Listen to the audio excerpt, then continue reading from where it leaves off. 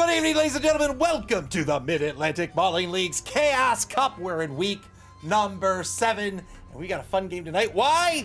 Because it's humans that are up tonight. My favorite team in all of Blood Bowl. Tonight, we're gonna have Imitation, Skaven, and Nathan versus NC Snakes, Venger versus Moob, Humies versus Dark Elves. Let's take a look at the standings before we take a look at the rosters of these two teams.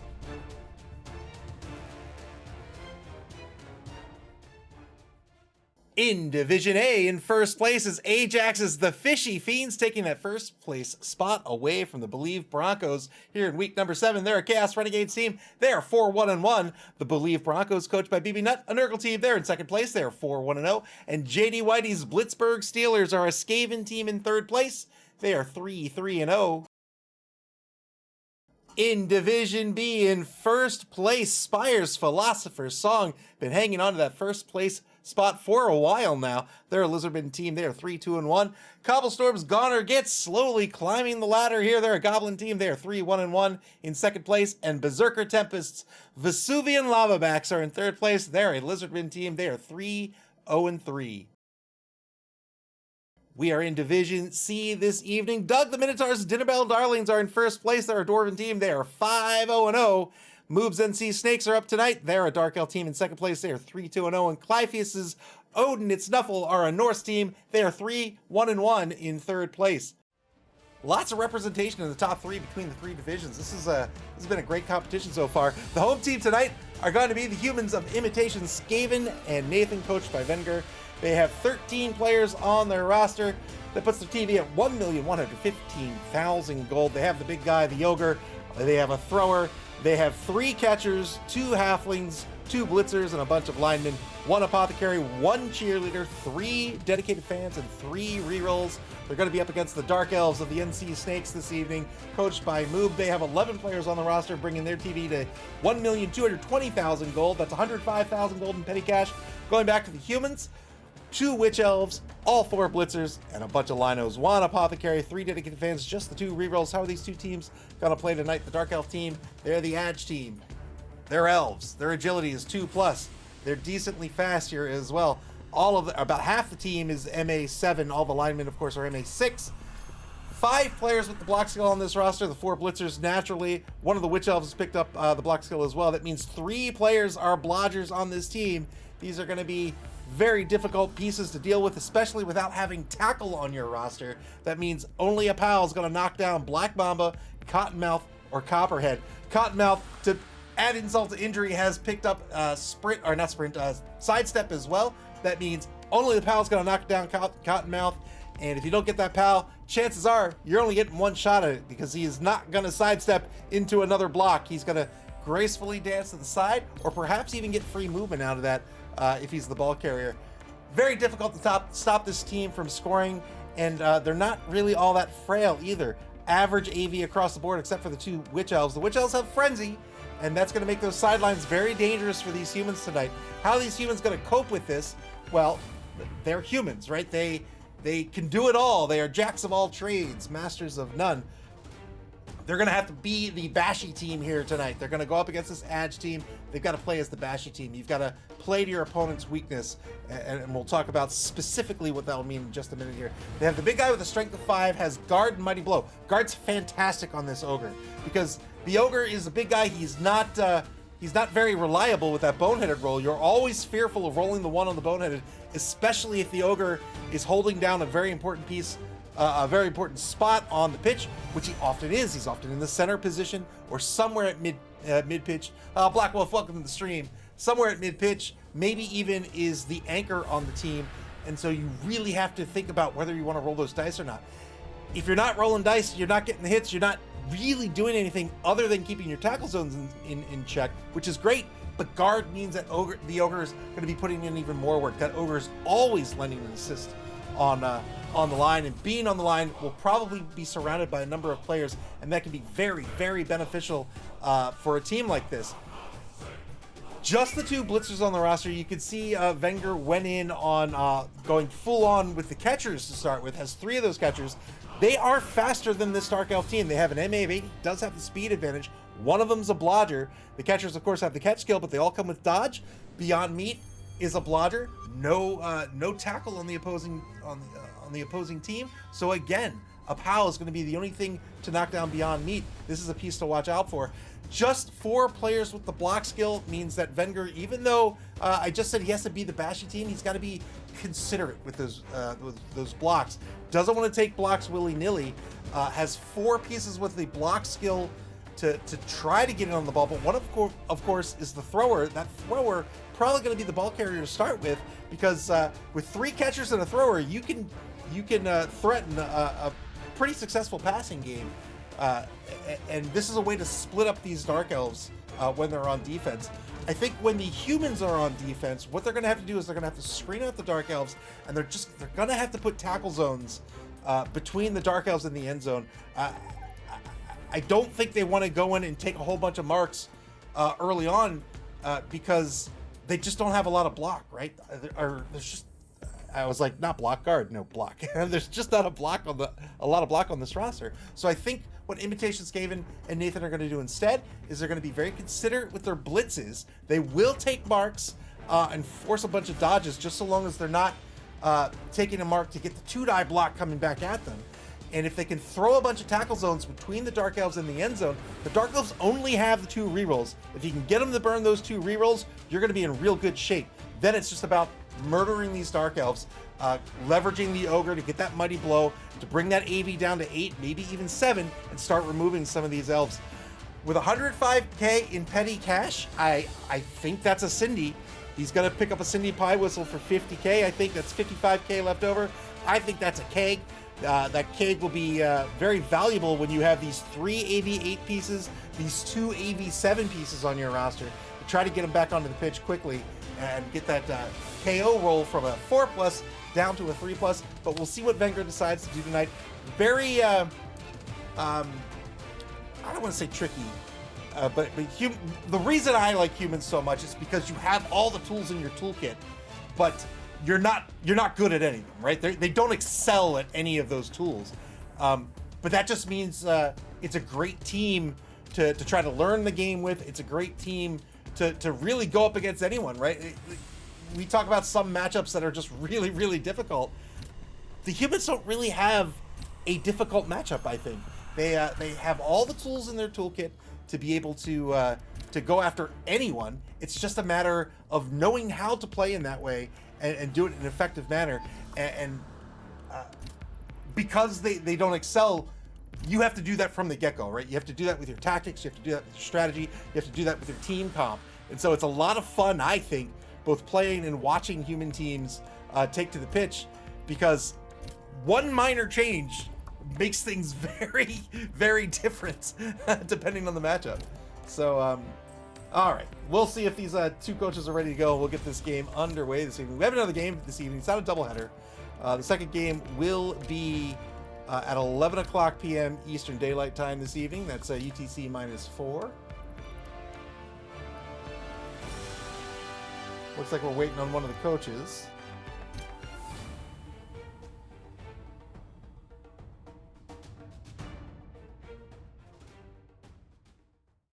Yeah, so the second game we're going to have this evening will be between the Fishy Fiends and Pain and Killers. That's Ajax versus Eric. That's Chaos Renegades versus Dark Elves.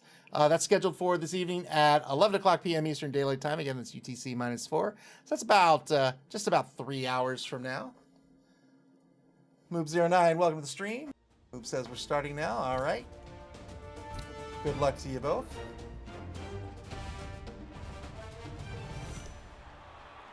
Here we are, and indeed, Imitation, Skaven, and Nathan picking up Cindy Pie Whistle and a keg. I would have done the same. So Cindy Pie Whistle is a star. I'm sorry. Well, she is a star player, but she's a secret weapon, so she'll only be on the pitch for a single drive. She has a once per game ability where she can. She's a bombardier, so she can throw a bomb. Ash's Game at 86 with the raid. Thank you very much. Welcome to the stream. Welcome, Raiders. Thank you again for the raid. I very much appreciate it. Festoon, welcome to the stream.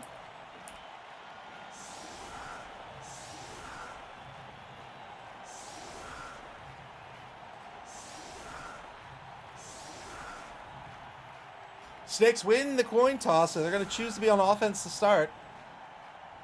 So we talked about in the pregame how Imitation, Skaven, and Nathan are going to have to screen out these Dark Elves. They have to put tackle zones between the Dark Elves and the end zone. These Dark Elves are all going to have 2+ positive dodges if they're dodging away.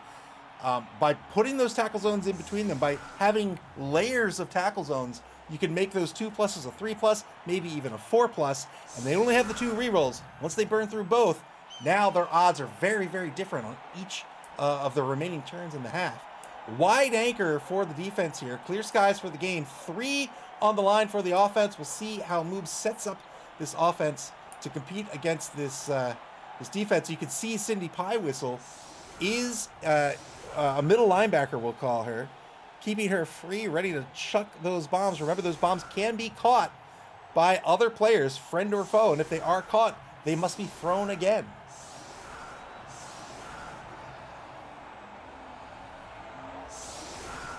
Oh, thank you very much. Is it Ashes or is it As His Gaming? Thank you again for the raid. I genuinely appreciate it. 6 on the line for the offense. All 4 blitzers on the line. Remember, those are the players with the block seal. One of the Witch Elves also with the block seal. 2 blockers on this roster.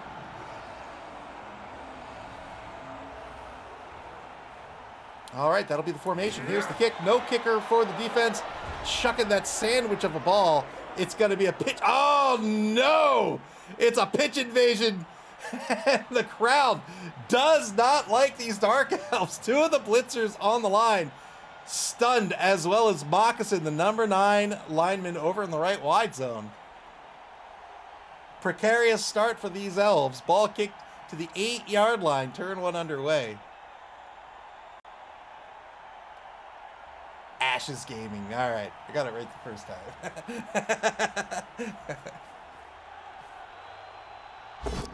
2-die block with the block skill against Almond Milk. This is the injured lineman with the smashed knee. MA's been reduced from a 6 to a 5. Gets the knockdown, no armor break.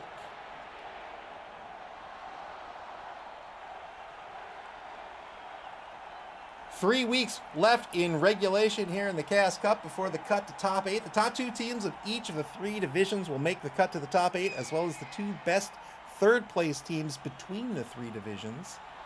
NC Snakes currently at the top of the leaderboard in their division. They want to keep it that way for these remaining 3 weeks. Good 2+ pickup by Black Mamba, the number 1 Witch Elf. Remember, these Witch Elves have Frenzy. That means these columns are not safe. If you park a player here, a Witch Elf comes up on the block, they can get the first block. Frenzy follow-up, that's a surfed player. 2-die blitz on Cindy Pie Whistle, trying to get her off the pitch ASAP, only gets a push out of this. And then a 2+ dodge back to safety by Copperhead.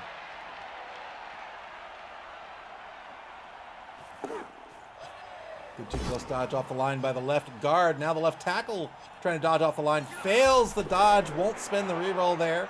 No armor break. That's a turnover. Turn 1 now to the humans of Imitation, Skaven, and Nathan.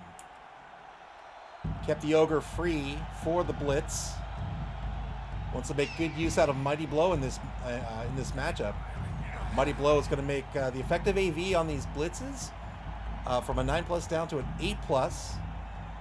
But the Witch Elves only have an armor of 8+, so if you can get an Ogre Blitz or an Ogre Block on a Witch Elf, that'll be an effective AV of a 7+. That's favorable odds for the armor break. Electric Span says, I'm planning on starting to come back soon. I wish you the best of luck. Me too. You and me both. 2-die blitz over in the left wide zone. Gets a knockdown, no armor break. Fake Rolex on the blitz.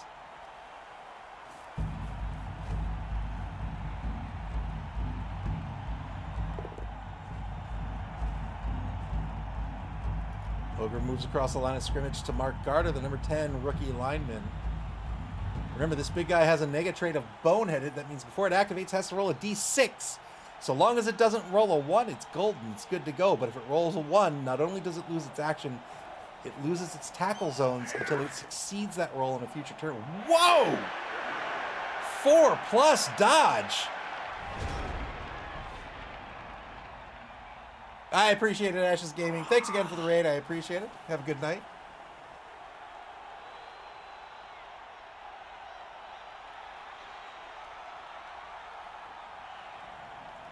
Turn 2 now for the Snakes. They get a mark over in the right wide zone. 2-die block on Instant Potatoes coming up in a bit. Now the ball carrier is going to retreat back to the 22-yard line over in the right wide zone. 2-die block on the line. Gets a pal against Almond Milk. Needs the 9+.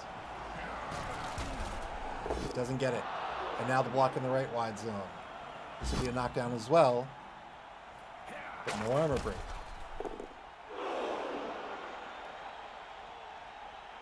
Left wide zone completely vacated by both teams.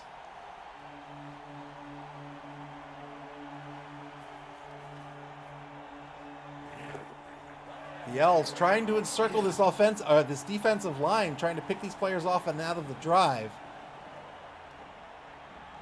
Let's see where the Elves are positioning themselves and where the defensive line is.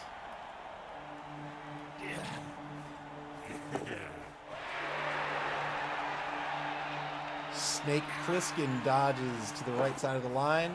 And now a player in the left wide zone, Coral Reef. Coral Reef on the 2, right at the line of scrimmage. Turn 2 for Imitation, Skaven, and Nathan now. They have those 3 catchers in the secondary. They are the fastest pieces on the pitch in this game.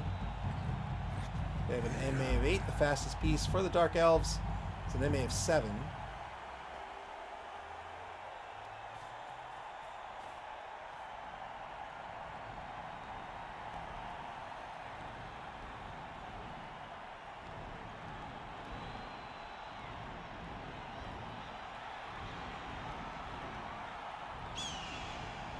Minute 25 left on the clock here.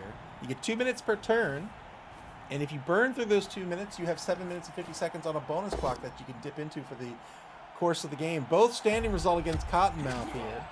Gets a both down result, but the block skill, the advantage of the block skill is that it lets you treat that, or rather it lets you stay on your feet on a both down result. Both players have the skill, so both remain standing.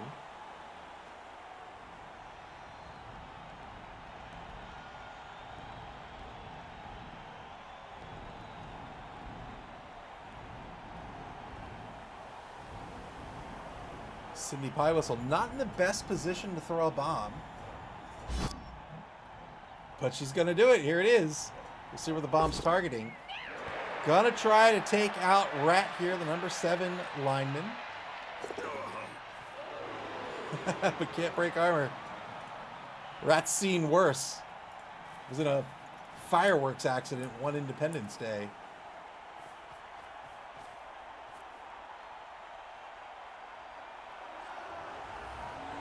.2 seconds to go for Imitation, Skaven, and Nathan. Still have all 3 of their rerolls. Takes a mark to close out the turn against Rat. Turn 3 now for the Snakes. Remember, this human team has to play to their opponent's disadvantage, or play to the human's advantage. They're up against an Adge team. They want to be the Bashy team.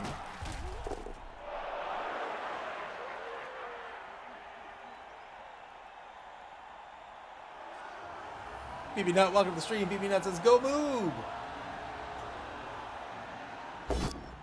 2-die block against Velveeta, which is very much not a cheese. Not even remotely a cheese. Gets push out of this.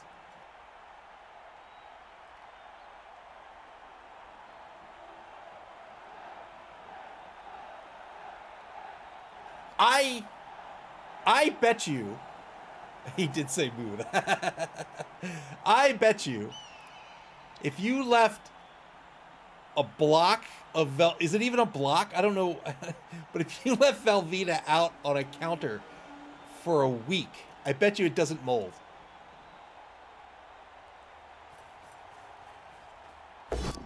Two-die blitz against Silicone and Saline. This is the number 6 catcher. Remember, the catchers have an AV of 8+. Only gets a push out of this. And now the Snakes trying to carve out the right wide zone for themselves here. It's a block of gold magic. Of course it wouldn't. SB Beaver wanted the stream. A mark taken against Cindy Pie Whistle. Like, Velveeta is just like the slime they would have on Nickelodeon shows, right? Like, it's just goop. It's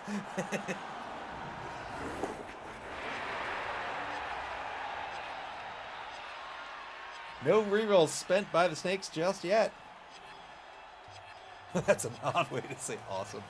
And now the ball moving forward after carving out a slice of this pitch over in the right wide zone for themselves. The ball on the NC Snakes' own 8-yard line.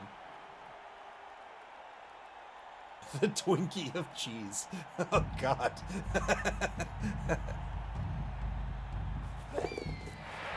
Another good 2+ dodge over the left wide zone. Pulls back over to the right. Turn 3 now for Imitation Skaven and Nathan.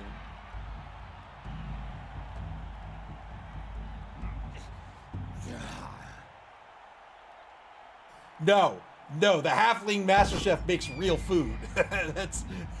He's not screwing around with Velveeta. 2-die block on Cottonmouth, gets a push here. Needs a POW on this blogger.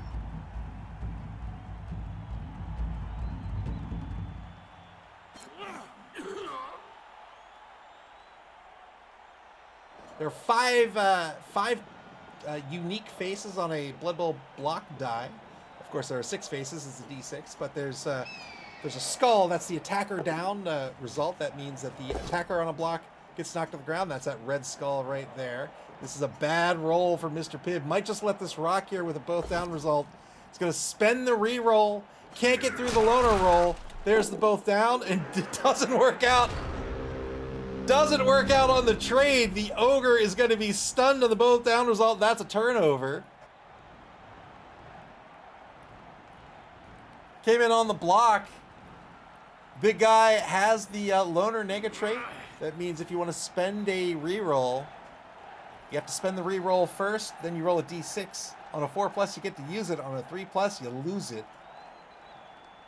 Spent the reroll, failed the loner roll, and that's a both down. And then an armor break. An armor break on the Ogre.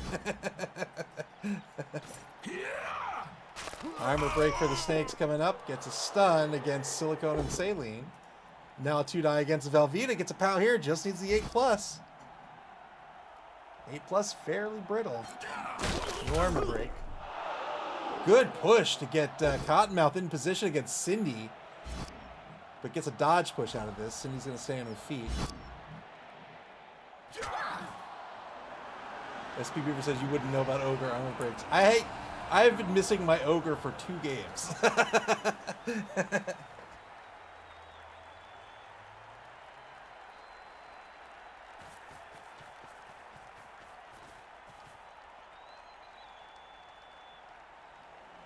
A mark taken against the thrower, GoBots. The mark, the number 2 Witch Elf, Sidewinder. 30 seconds left on the clock here for the Snakes. Here's the blitz against the thrower. Gets a both standing result out of this. But one of the faces is the attacker down result. That's that red skull. The attacker goes down in that case. One of them is a POW. That's the yellow starburst. The defender goes down in that case. One is a both down result. You both go down. That's the POW and the skull combined. You both go down unless you have a skill that prevents you from going down, like block. Good knockout on Cindy here, but didn't break armor. Final turn of the first quarter coming up. There is a kind of an explosion of starburst with an exclamation point in it. That's a defender stumbles result. That will knock down unless the defender has the dodge skill, and then it's simply a push. And then there are 2 faces on the die that are a blue arrow. Those are pushes. They don't knock down. They simply push the blocker 1 space.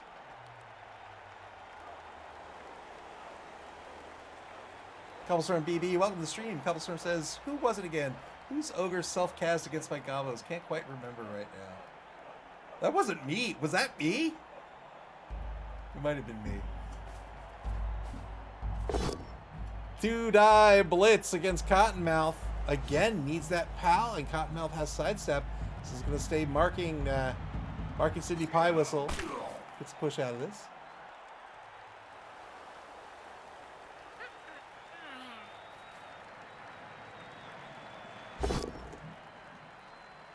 And now a 2-die against Cottonmouth. Gets a dodge push here. Very, very tough to knock down these blodgers, especially with no tackle. Tackle negates the dodge skill. And the dodge skill does 2 things for you in this game. One, it allows you to stay on your feet on a defender stumbles result like we just talked about. And 2, it allows you to re-roll a failed dodge. Very good skill. Block and dodge together, probably the most important skills in the game.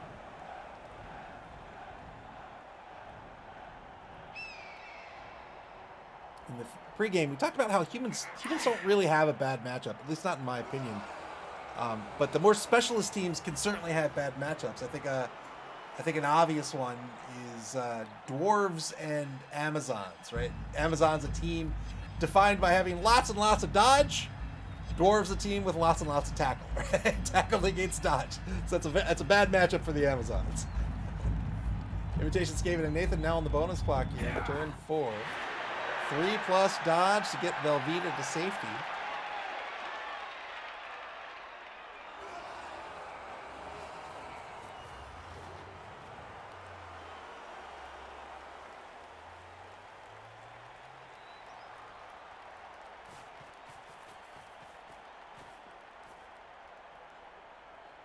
Even's repositioning to take marks here. These are still positive dodges for all these elves.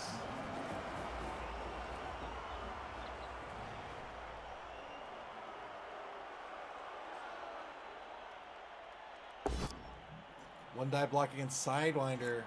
Lots of blodgers on the pitch in this match. Sidewinder is one of them. Oh, Sidewinder is not one of them. Excuse me. That's the other witch elf. Black Mamba is one of them. Second quarter begins here. Turn 5 for the Snakes. Rat stands up right next to Cindy Pie Whistle.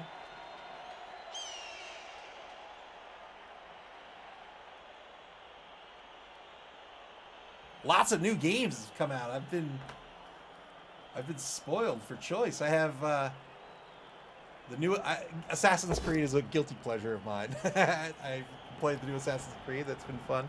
Been playing the definitive edition of Xenoblade Chronicles X. I love the Xeno series. And then today, the surprise announcement of a remaster of Saga Frontier 2.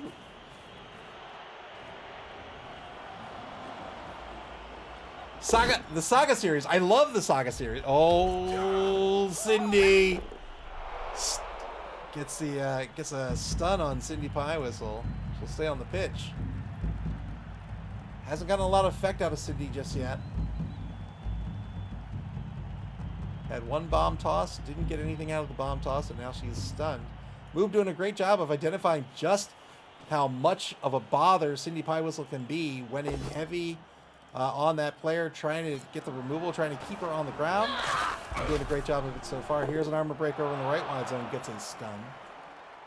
The Saga series, which I love, that is the JRPG series I would recommend to someone if I wanted them to hate JRPGs for the rest of their life. It is very difficult. And it's like, it doesn't even have a lot of the other trappings of RPGs, like the story, the plot, very thin. It's basically just go fight these guys. And now go fight these guys. Sometimes you don't even really have an overworld. Knockdown on the blitz. No armor break on Cubic Zirconia.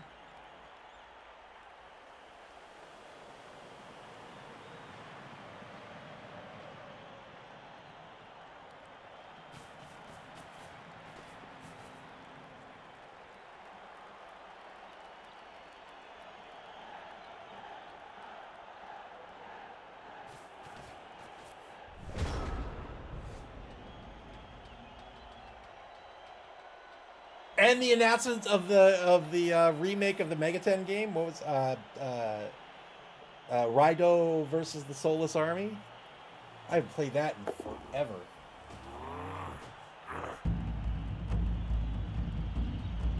Turn 5 for the humans. They're going to stand up the ogre. Electric Man asks, what's the J in JRPG? Japanese.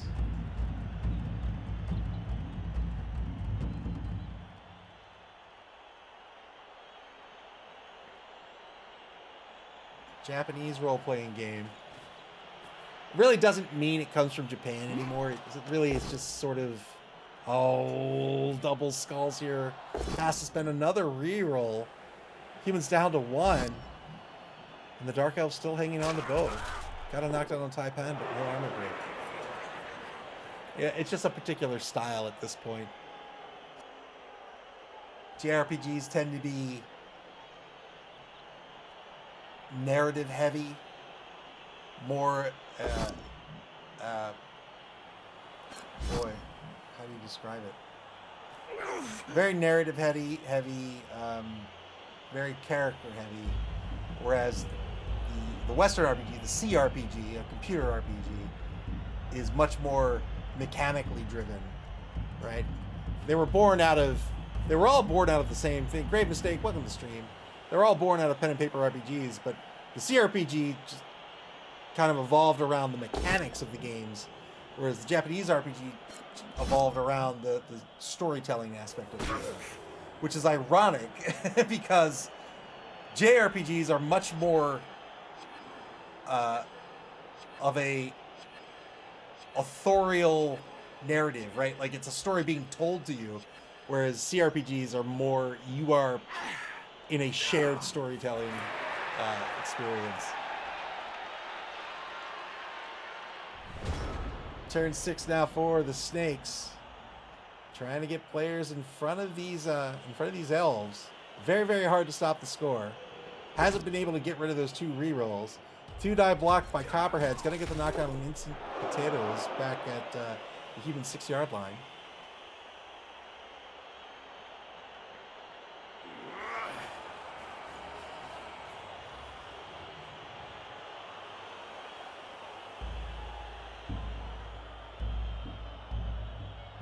One of my favorite JRPG developers is a company called Tri-Ace, and I love them because they do very interesting things with the mechanics. I love every single one of their games.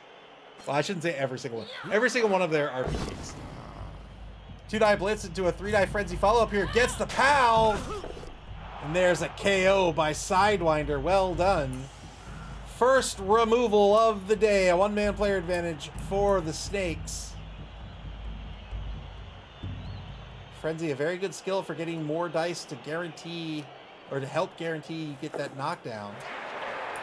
Rolled 5 dice there on the blitz.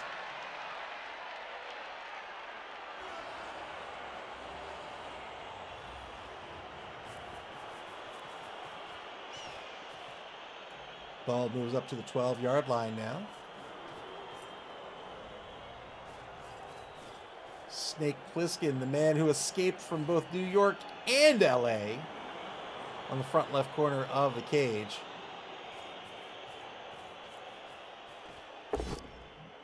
Two-die block on the left side of the pitch here. Gets a POW on Plastic Tree.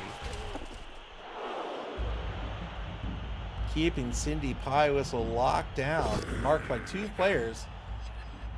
Tried to dodge away from the ogre, fails to dodge. That's a turnover. Turn 6 now for the humans. Kind sir, welcome to the stream. Kind sir says, you know, there's a distinct lack of charming, handsome, highly skilled minotaurs on the pitch.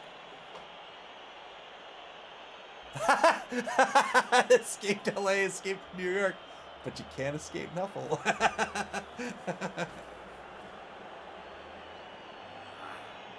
Dude, I stand up blitz against Moccasin over on the right side of the cage. Gets a POW here, will definitely follow up. And when I say definitely, he's going to say right where he is. Has plenty of movement left. just wanted to move in there with style.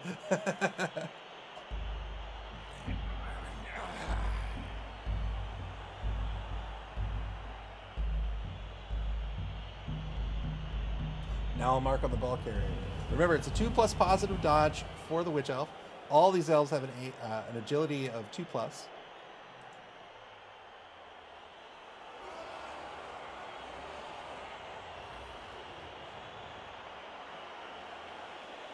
Velveeta, a cheese. What? Are we gonna say craft singles are a cheese now? Get out of here. Get out of here.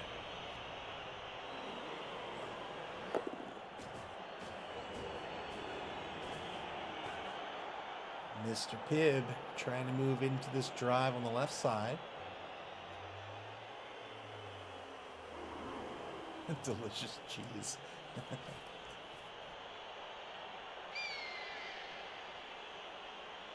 15 seconds ago in turn 6. The human team trying to apply a bunch of pressure on this cage. They've got the front of the cage marked. They have the ball carrier marked. They're trying to close the right side, and now the left side is marked. Cindy's going to stand up. Turn 7. She gets right back on her feet, afraid of no one. NC State's 2 turns left to score here in the first half.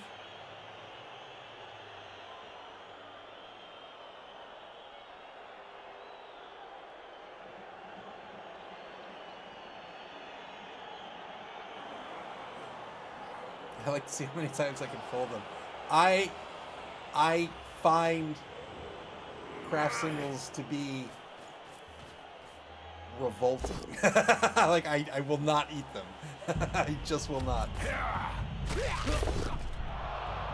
KO on instant potatoes. 2-man player advantage now for the NC Snakes. I guess I've lost my opportunity for a craft sponsorship. 2-9 block against Cubic Zirconia gets a both standing result out of this.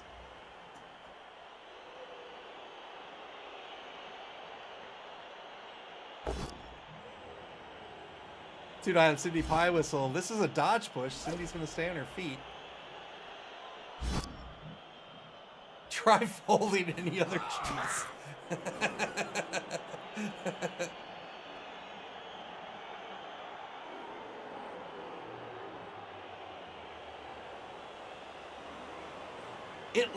It jiggles like cheese. I mean, what is that? But like, it's like Jello, but yellow. It's yellow Jello. It's awful.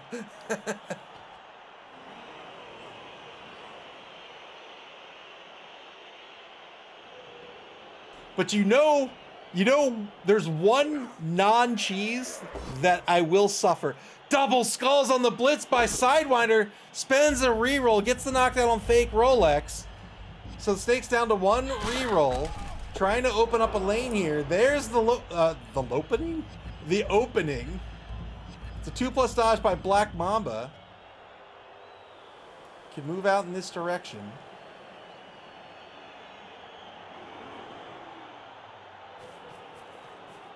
That's right. Grave mistake is correct. They are not cheese. But there is one non-cheese I will suffer. And that is Cheese Whiz, but only on a Philly cheesesteak. I'll do that.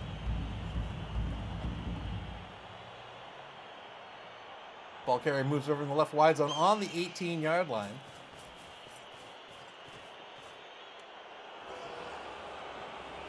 Some protection to try to cover. I'm sorry. The ball carrier just now moved over to the left wide zone. Hands off to Rattler. Rattler trying to pick up 3 SPP here on the touchdown.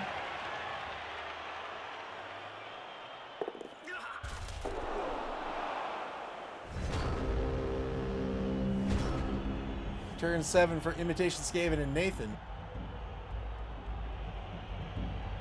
Grave Mistake says, I'll openly admit I love a good blue cheese. You know what? Blue cheese is good. I like blue cheese.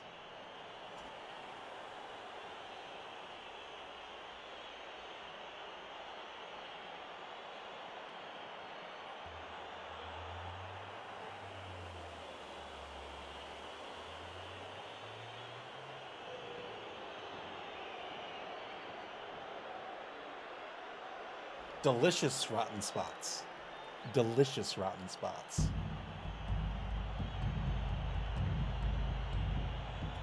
Minute 16 left in turn 7. It's going to be very hard to stop the score here. The Elves have no rerolls remaining.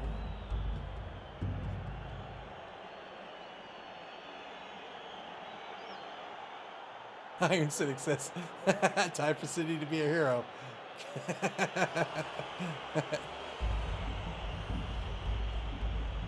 Spire's gonna demand death.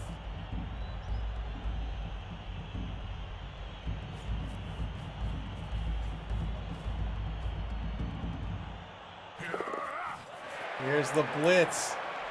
Blitz on the Blodger. Witch Elf gets a push out of this.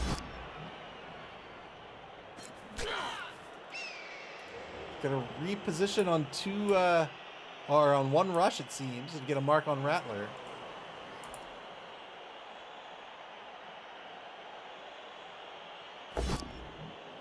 Failed the rush. We'll spend the reroll here. That's the final reroll spent for the half. The final mark on the ball carrier. Will he stay in place, or is he gonna get surfed? Electric Man says, is Cindy standing? She is, but the Ogre's done now, sadly. Lots of rushes to take lots of marks here. No more rerolls left for the stakes. It's all going to come down to the will of Nuffle.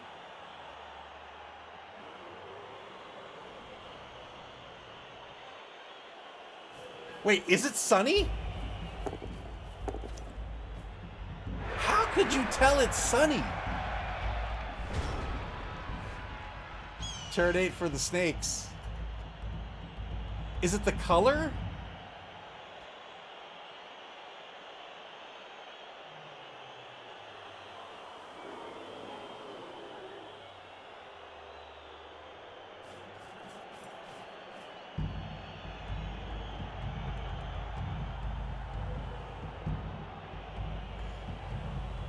I didn't realize it was Sunny either. I don't even know what default pitch visual even means.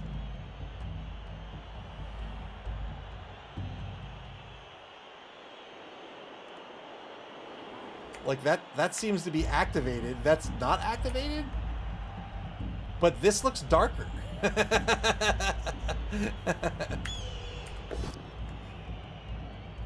Two-die block is a skull! Wow! Imitation Skaven and Nathan stops the score here on the double skull block. Saves Cubic Zirconia from a surf as well.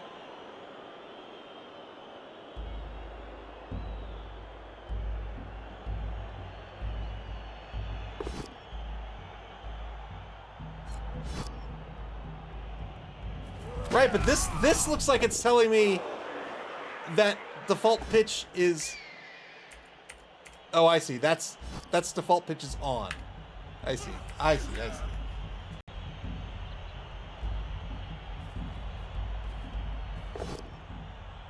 Two-die blitz on Rattler. Gets a POW out of this, looking for a 9+.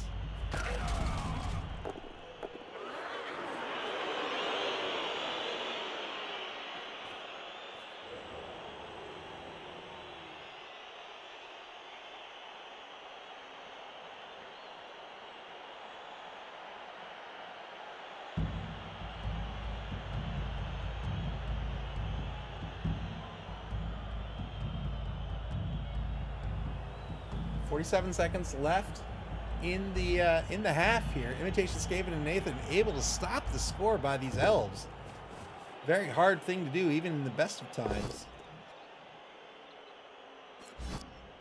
An assist by the Ogre gets a two-die block by fake Rolex, but no armor break. I think this might be the turn.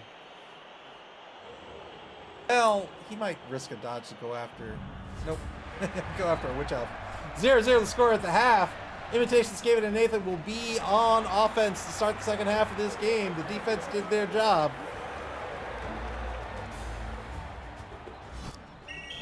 Sydney Pie Whistle called off the pitch. Is he going to argue? He did argue.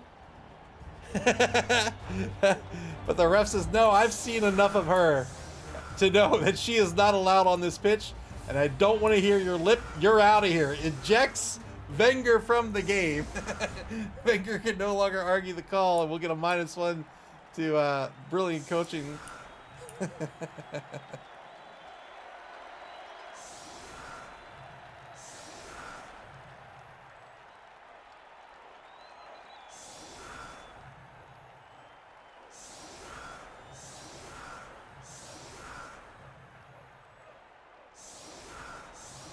What? Those weren't pies? What?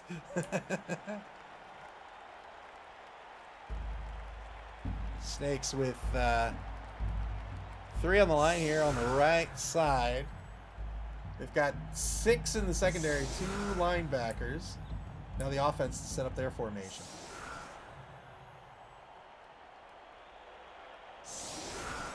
NC Snakes currently undefeated with a record of 3-2-0. They're looking to pick up their 4th win here in week number 7. That'll bring them up to 14 points, still in second place against the Dinner Bell Darlings, who are 5-0-0. Currently 5 on the line, spread pretty wide here for the humans. The thrower naturally back to receive. That thrower has sure hands. It's a free reroll to pick up the ball. Has pass. It's a free reroll to pass the ball. And of course the catchers all have catch. It's a free reroll to catch the ball. There's the kick. 5 players on the defense get to reset their position if the Snakes would like to.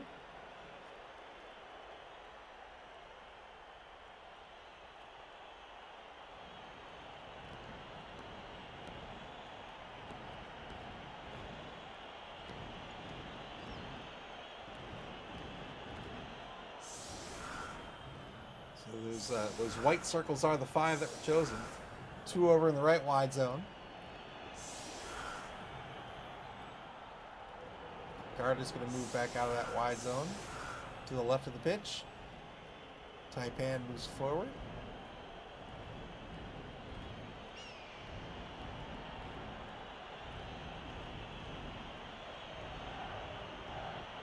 Still has the left linebacker to consider. Left linebacker is going to stay in place. Turn 9 about to get underway. Ball kicked to the 12-yard line.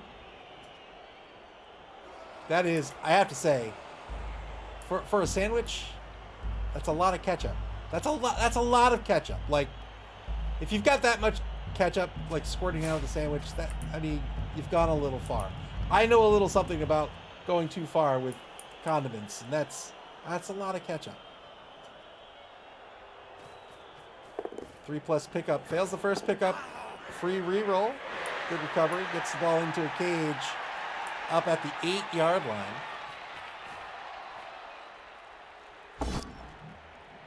Two-die block against Coral Reef on the line. Mr. Pibb on the block. Only gets a push out of this. Has not been able to make use of that mighty blow skill.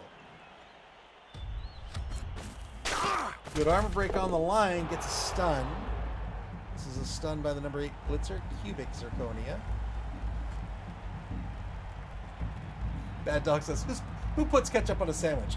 I was about to argue with you, but I don't know. I don't know the last time I put ketchup on a sandwich. 2-9 blitz over on the left side of the line here. Gets a knockdown against Garter, looking for a 9+. Hamburgers are sandwiches, but I don't put ketchup on them. Mr. Rocker Crocker, welcome to the stream. Is a hot dog a sandwich? I would argue a hot dog is a sandwich, and I also don't put ketchup on those. A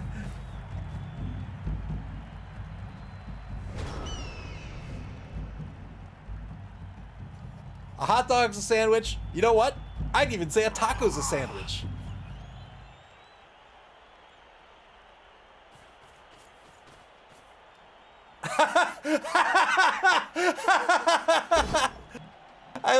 all I see in the corner of my eye is Iron Cynic accusing me of being a monster, and then I see SP Beaver as permitted term, you are a monster. I feel like that's tacit agreement.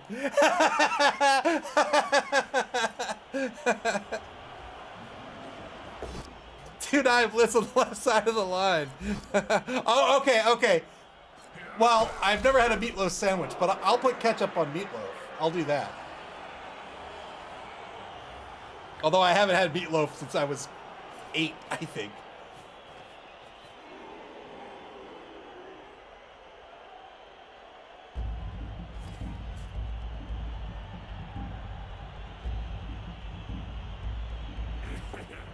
Hot dog is a taco. You know what? It is. They're all sandwiches.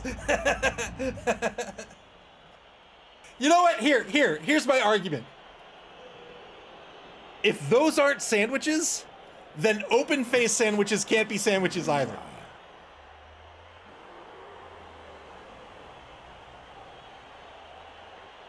The cereal is soup.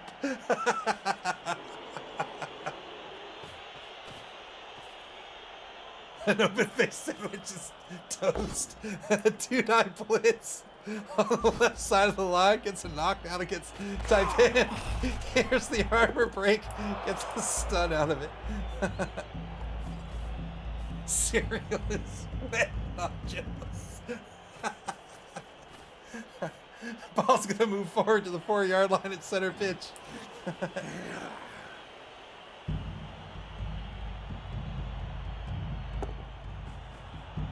Ogre moves forward, takes 2 more marks.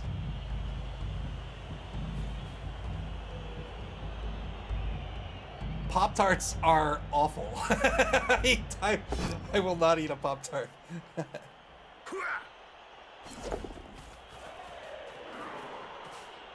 Imitation Nathan, the number 3 halfling hopeful.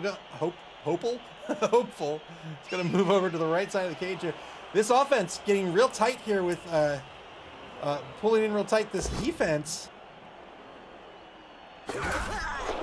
will have an opportunity. We'll see if the defense tries to encircle the offense and start forcing some dodges, forcing some rerolls.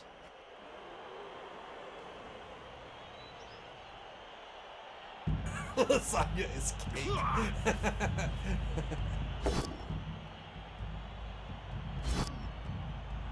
Is a Hot Pocket a sandwich? A Hot Pocket is a sandwich. Yes. Yes. Yes, it is.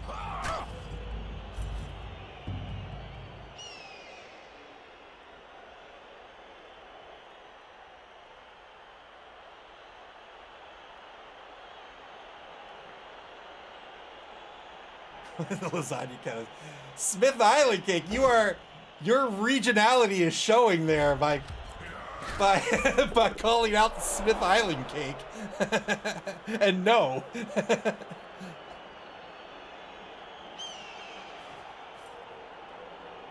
Blitz against Imitation Nathan. No armor break here. Just the 7+ to break armor. Doesn't get it. Takes a mark against Mr. Pibb.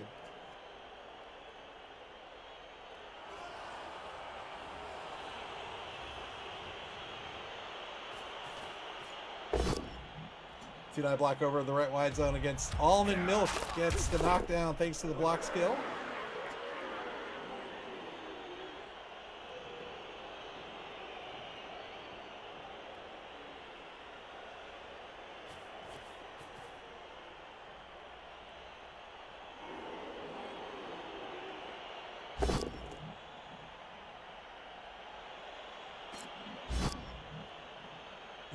Iron Cynic says every year my middle school students go on about hot dogs being sandwiches. Inevitably the next week the argument is water wet.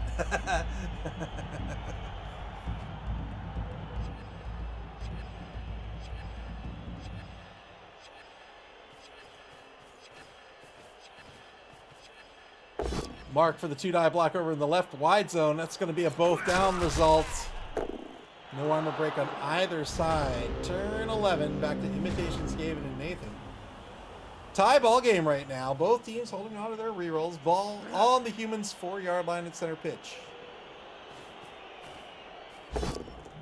2-die blitz to get things started against Black Mamba. Got double pals out of this. 8+ to get this Witch Elf off the pitch, perhaps.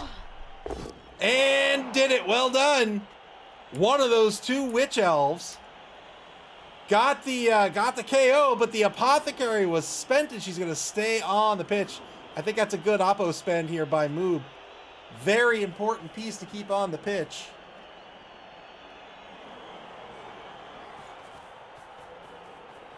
Got the PAL, got the 8+, got the KO, but the doctor to the rescue.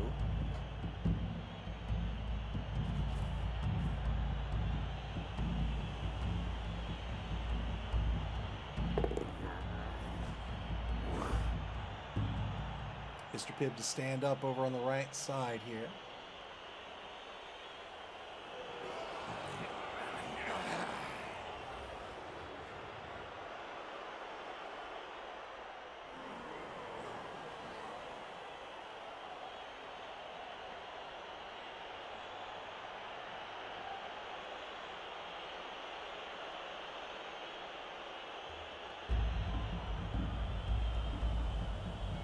So I'm a little bit, I'm a tiny bit a Transformers fan, and I've been very busy for the past few weeks, and I ran across news.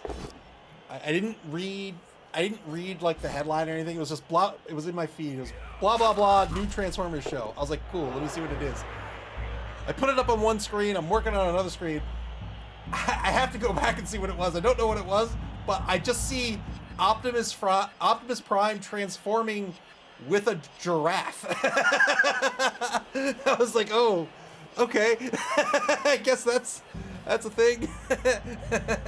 So I'm intrigued. GoBots, the thrower, is going to move over into the left wide zone, crossing the line of scrimmage on the opposing 8-yard line. Needs to get some protection on the ball here.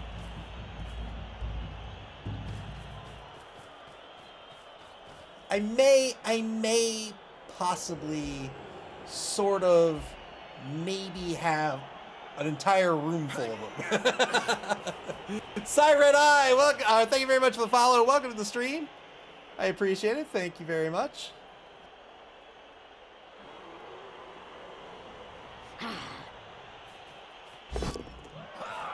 Imitation. Nathan re-rolls the first dodge. Spends a team reroll for the second dodge. Gets in position in front of Black Mamba. Turn 11 for the Snakes. 0-0 ball game. They have to stop a score. These humans want to score as late as possible. You don't want to give these elves an opportunity to score. But remember, the human team is the faster team in this matchup. They have 3 catchers, all with an MA of 8. The fastest pieces on this Dark Elf team are an MA of 7.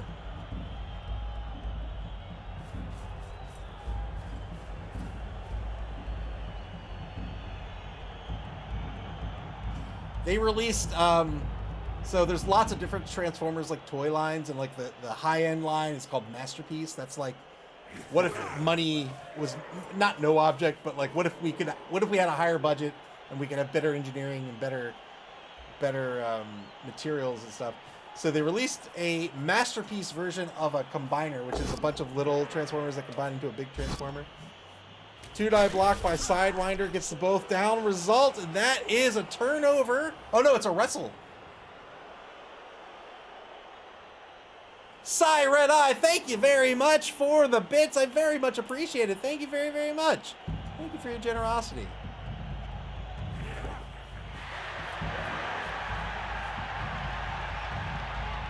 So Sidewinder here has the wrestle skill. How the wrestle skill works is, if you get a both down result, and you have the wrestle skill, you can choose to have both players go down, but it's no armor break and no turnover.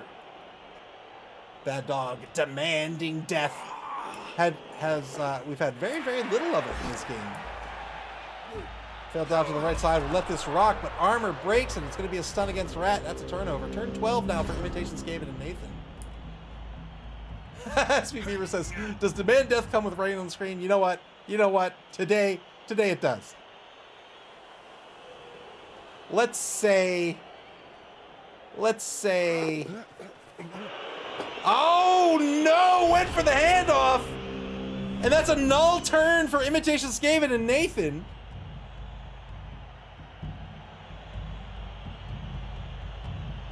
Went for the handoff. It's a 3+ on the handoff with a free reroll. Remember, handoff is just a catch roll, but failed it. Snake Eyes on the roll. All right, I don't want to choose a player to die, so I'm just gonna say, here we'll do this. Maybe that. There we go. Somebody in one of these directions will die.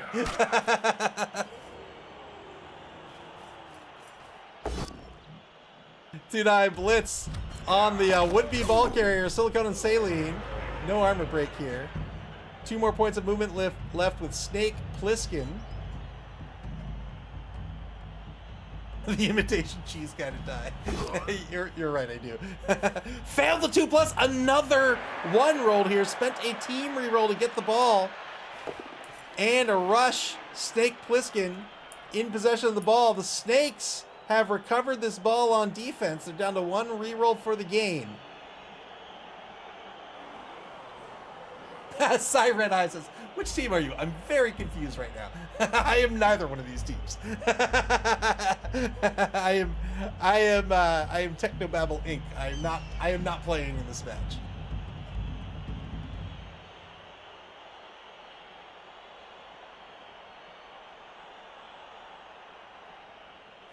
$18 seconds to go here for the Snakes.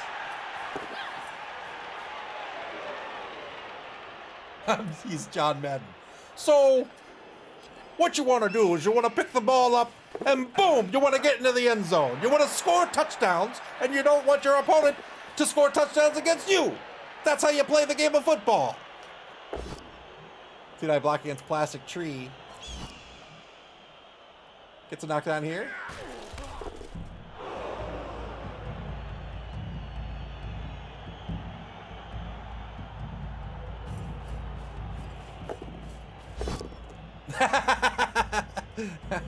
Failed the rush here.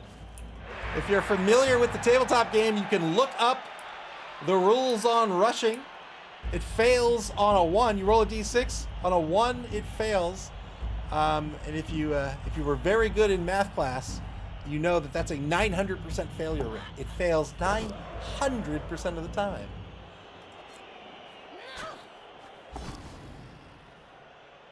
Frenzy follow-up here by Black Mamba. Gets the knockdown thanks to the block skill, but no armor break on Imitation Nathan.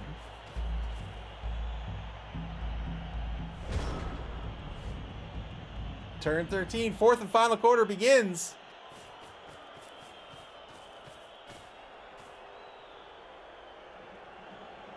Cobblestorm graciously lowered the failure rate from the Games Workshop mandated 900% down to a 99%. Very gracious of you. Two-die blitz against Coral Reef gets the knockdown here. Coral Reef at center pitch. These humans on the wrong side of the ball.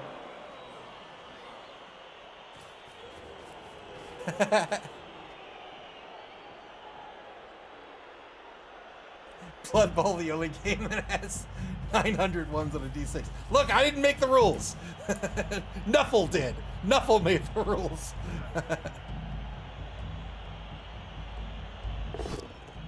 Nerf Zero says, I like to think of it as a bell curve. The percent of failure goes up the closer you are to the end zone. It's very true.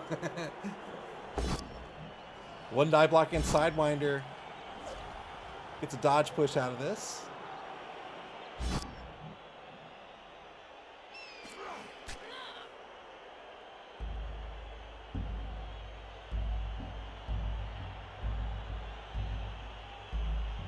%, failure rate. That's like having auto aim in an FPS.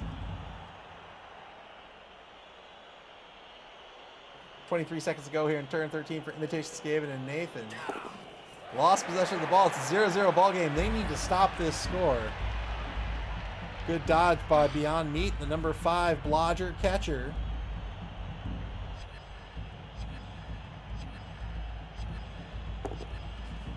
Five human players now playing defense against these elves. The elves with no rerolls left.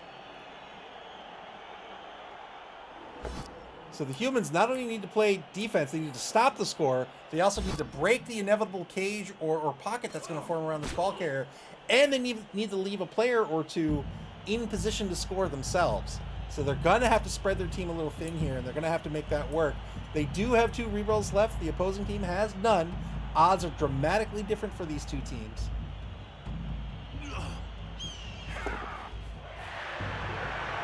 Silicone and Saline's going to dodge away to safety.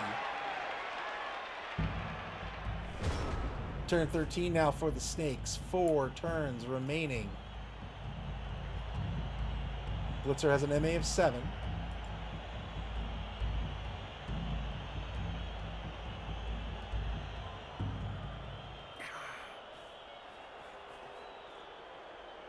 Rat, the number 7 rookie lineman, is going to take a mark against Beyond Meat. Force these humans to roll dice to try to get into position on defense.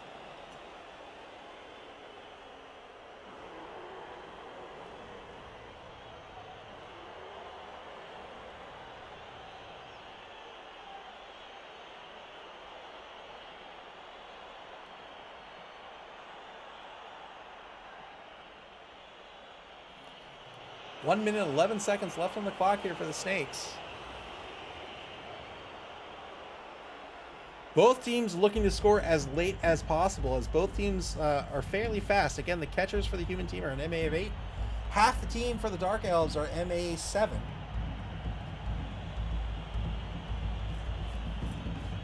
Blitz to set up a pocket here for the now offense. Gets a push against Velveeta. Won't follow up here. We'll reposition the blitzer. Well, I guess he's okay where he is.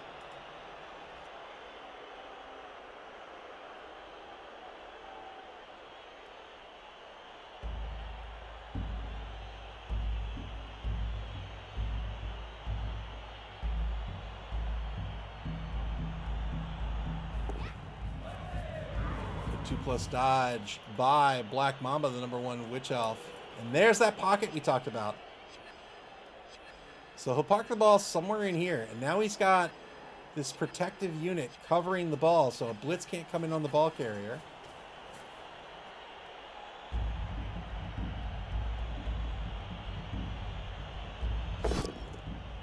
Two-die block on Instant Potatoes back behind the line of scrimmage. Gets a push. And follow-ups to mark more humans. Just needs to keep them out of this drive. And a mark on Velveeta here to perhaps end the turn. We'll see what happens here in just a second. It's going to take that 1-die block. Took the 1-die block with Rattler. Didn't work out. Thank you, Alexa. Thank you very much for reminding me not to take out the trash cans. Turn 14 now for Imitation, Skaven, and Nathan. 2-die block against Sidewinder, the Witch Elf. Has an AV of 8+, so looking for some SPP here. Only gets a dodge push out of it, though. Frees up the thrower. Silicone and Saline down pitch as well. Needs to find a way to get in this ball. The Blitzer in scoring position currently.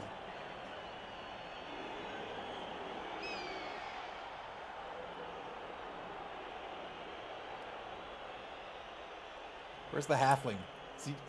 There were 2 halflings on the roster. Fails the rush. No! No! Snake Eye! Snake Eyes the rush roll. It's because you have a smashed knee. You've got to take it easy on that knee. You can't go rushing around. Snake Eyes the rush on the reroll. And now Snake Plissken going to move this ball all the way down to the 24-yard line. We'll set up at least a half cage to cover the ball carrier.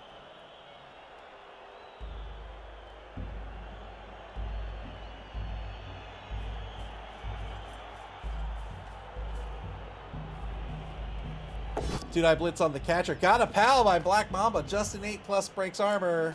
There's the armor break. Got the KO. Well done. No SPP out of that, but got one of these fast pieces off the pitch. And that's one less human to worry about.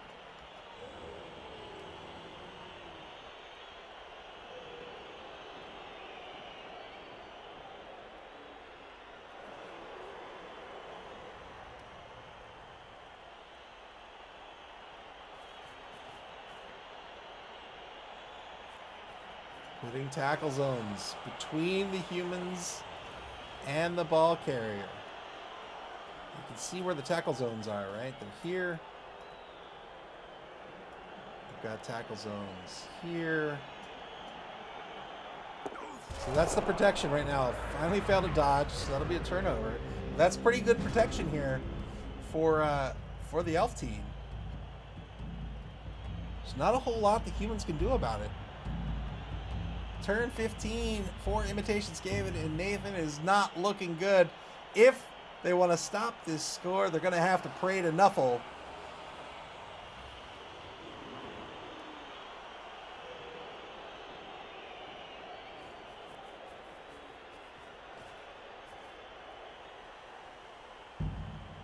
Takes a mark on Moccasin, the rookie lineman, number 9, just to the back right of the ball carrier.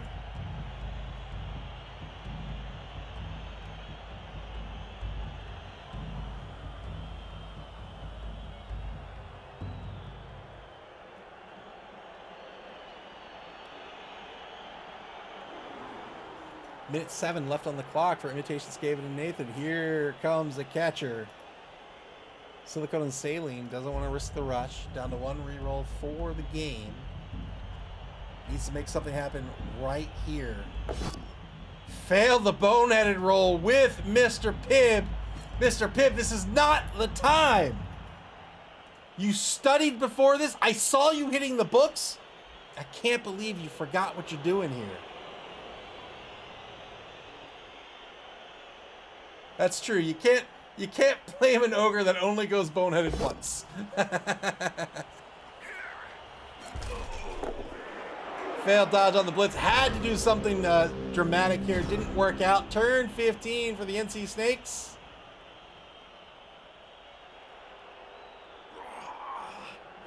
SB Beer says that ogre has 100% dodge rate. It does. Yes, it does.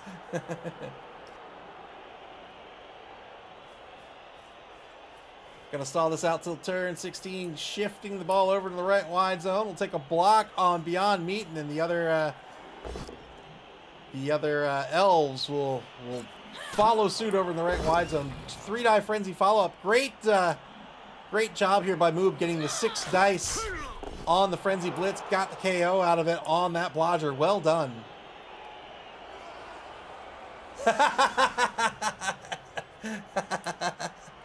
That I get it now. I get it now. We needed to tell him what we meant by hit the books.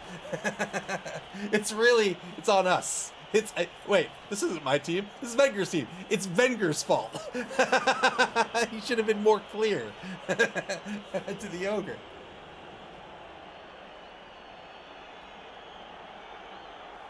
So now with this shift in position, you can see where the tackle zones lie. Right, they lie right here. It looks like a bird of some sort.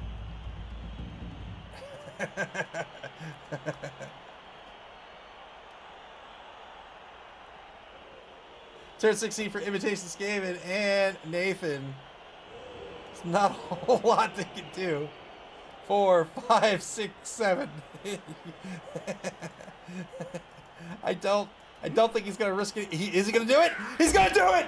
Oh! Got a 6+ dodge! But can't get the next one. He was gonna go for it.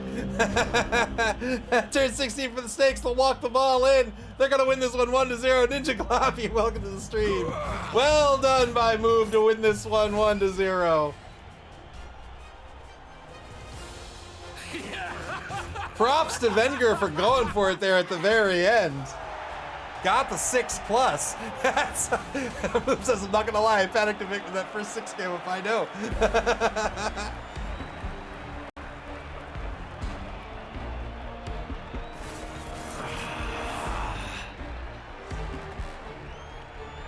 Oh, Ninja Gloppy, thank you very much for the bits. I appreciate your generosity. Thank you. Thank you for the kind words.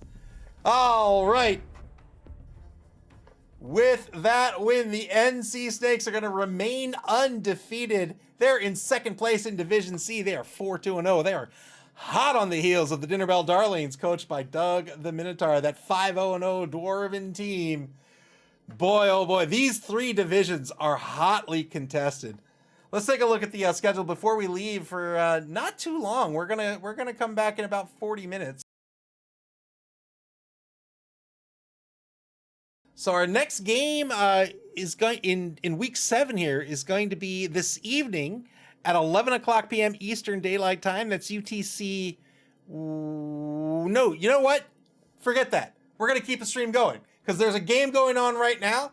We're going to head over to that game for a little bit. We'll watch that game and then we'll get into our second game, I guess third game now tonight. So we're going to head over to the Tizzork Savage Boys versus Nerdstrom's Nose Count game. That's Tizzle Bizzle versus War Horsemen. That's going to be Orcs versus Norse. We'll check that game out for a little bit. And then we'll get into our second full game this evening, which will be the Fishy Fiends versus Pain and Killers. That's a Division A matchup. Ajax versus Eric. That will be Chaos Renegades versus Dark Elves. Bad dog praying to Nuffle. Everyone needs to pray to Nuffle. Wait, I need to be in the league. Here we go.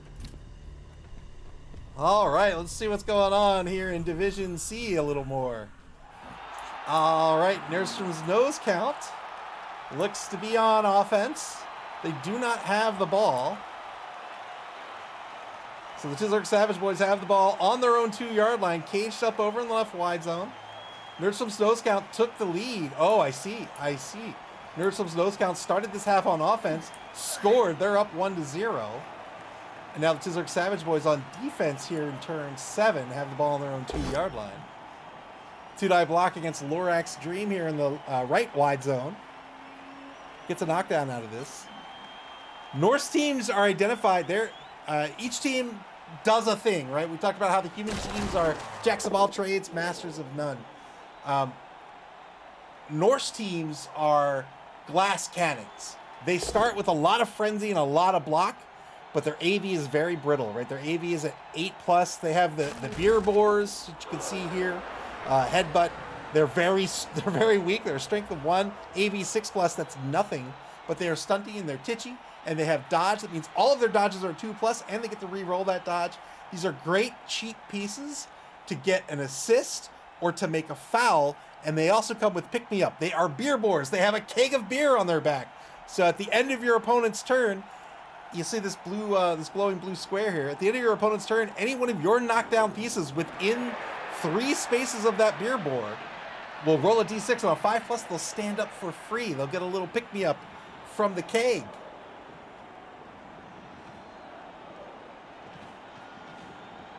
Blitz on the back right corner of the cage here. Frenzy Blitz trying to surf this piece, but now...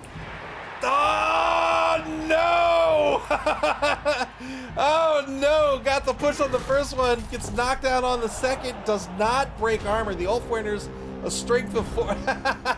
You can see 4 horsemen in the picture-in-picture. The Ulfwinter's strength of 4. They have an AV of 9, which is, I would say, is standard armor in the game. If you want to know what standard stats are, you look at a human team. Look at a human lineman. Those are standard stats. And then higher and lower stats make you better and worse in relation to other teams, I would say. So the Ulfwinter with the strength of 4, that's pretty good. And AV 9+ is average. Two-die block by Shunter USA against Tom Zarek. Everybody's favorite. Absolutely honest to goodness. Not a robot.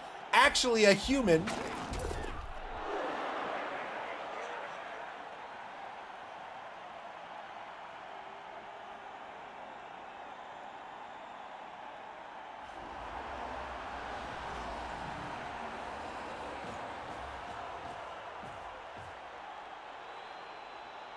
Ball clear here for the Savage Boys. Looks like they're going to move the ball down to the opposing 8-yard line here in turn 7. They have to end this turn in scoring position. Chelsea Zola, the ball carrier, the blitzer, number 7, 6 MA. So it has to be within 8 to score. 1, 2, 3, 4, 5, 6, 7.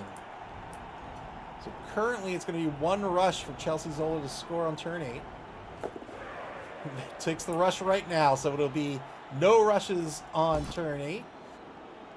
2-die block against the Valkyrie. Valkyrie's very important pieces on the Norse team. Got the armor break.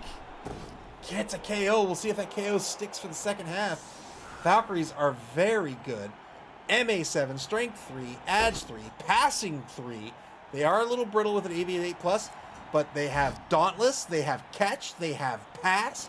They're amazing pieces. 3-die block against the beer board. Gets a pal. Needs just a 6+. Good luck. Good luck, little piggy.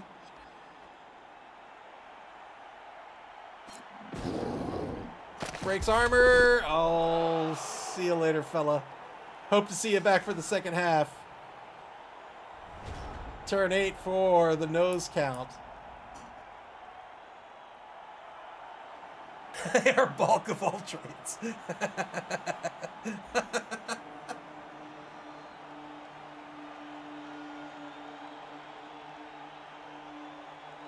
Nursum's nose count picked up a bribe in the inducement phase. It looks like. We'll see what else they picked up here. A keg and a bribe. So their KO rolls are going to be a 3+ instead of a 4+. That'll definitely help out. And they're holding on to that bribe, so they can go in on the fouling game.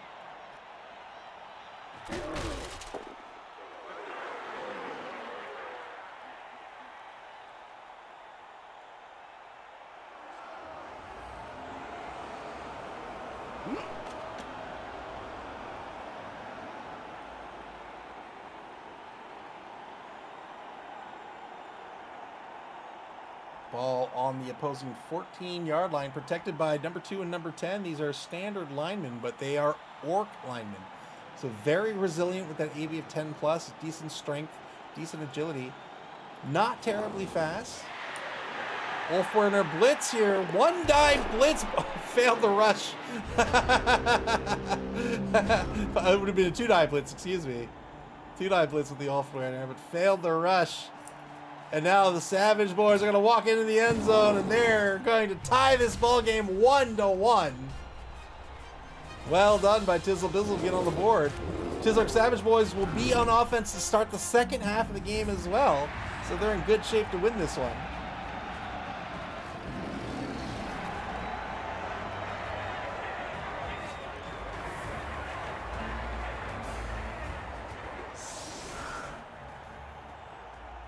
Oh no!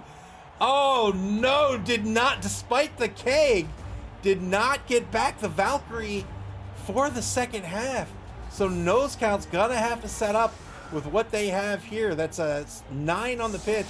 They're gonna be down a Valkyrie. That's a big loss for this Norse team.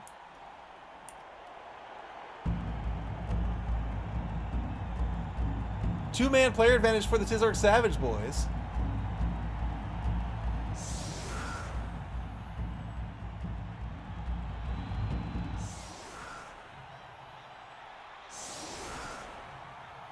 We saw the Ogre in the first game this evening as a big guy for the human team. For this orc team, they have the untrained troll. They are not boneheaded. They are just really stupid. So they, that's the actual name of the trait, by the way. They are really stupid. So what they're going to do is before they take their action, they're going to roll a d6. If there is a friend, if there's an ally, a teammate adjacent to them that can tap them on the shoulder and remind them what they're here to do, they will succeed that roll in a 2+. Otherwise, they succeed on a 4+. If they fail that roll, they lose their tackle zones and lose their turn.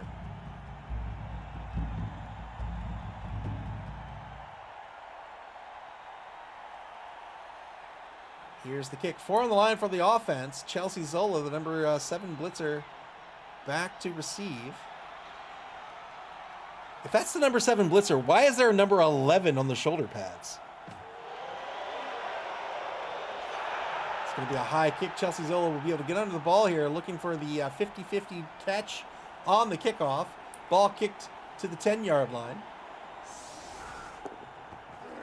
Doesn't get the catch, but that's all right. Turn 9 now for the Savage boys.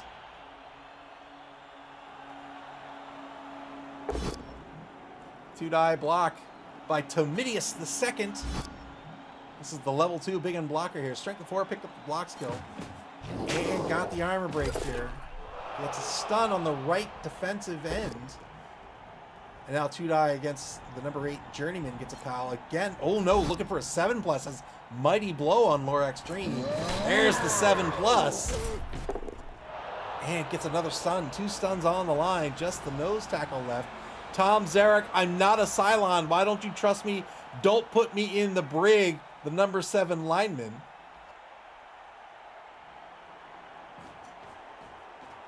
Number 8 on the shoulder pads. Number 8 on the shoulder pads. Number 8 on the shoulder pads. What's going on? Two-die block over on the left side of the pitch. Gets a both standing result thanks to the block skill.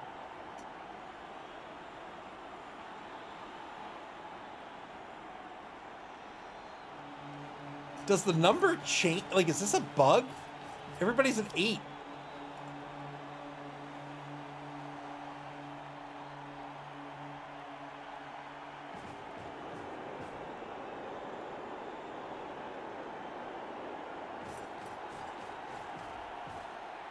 Setting up some protection for this ball pickup, but it's going to be, if it fails, it might end up in the left wide zone.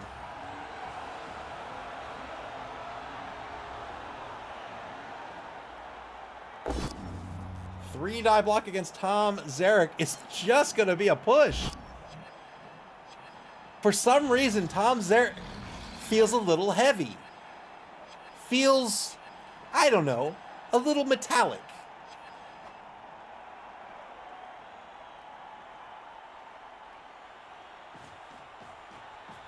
Gets a little more protection here for the ball pickup by Tizabizzle. Little Yoshi 1975. Good positioning here. Gets the ball pickup. This time picking it up off the ground. It's going to be a 3+, roll to 5. Chelsea Zola in control of the ball. Is going to move this ball up to the 4-yard line. Well done. Turn 9 for the nose count.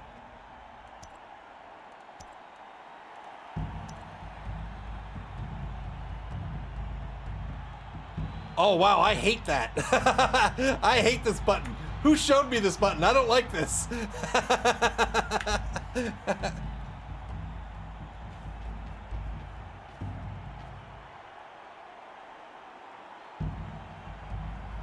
There's some nose count on defense. My bad. No, I'm just kidding.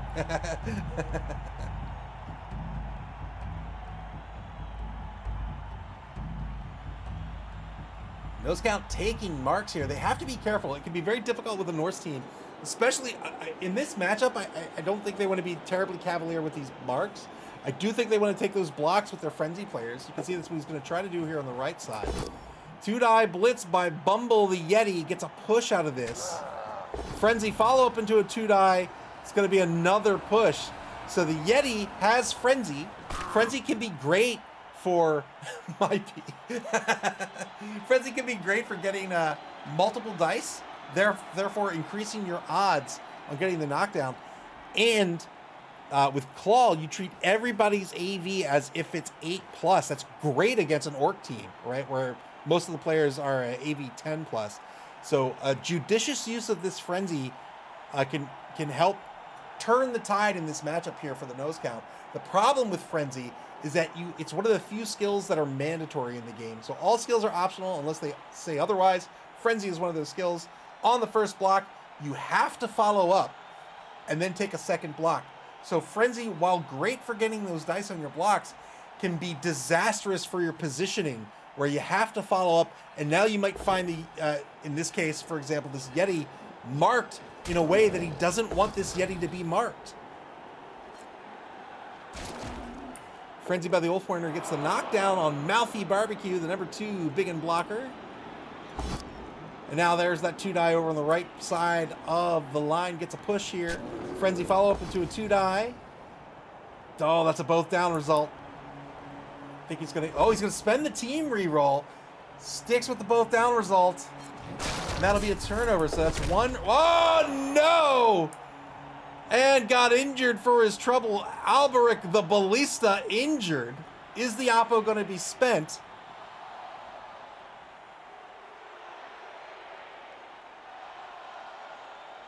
spent the re-roll, didn't have the block skill.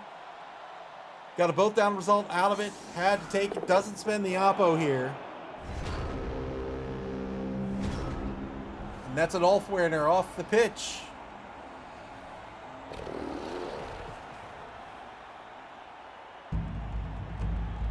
Unfortunately, that's one of those strength 4 pieces removed from the pitch. Nerf says, whoa, beer big base. Alert! Sound the alarms.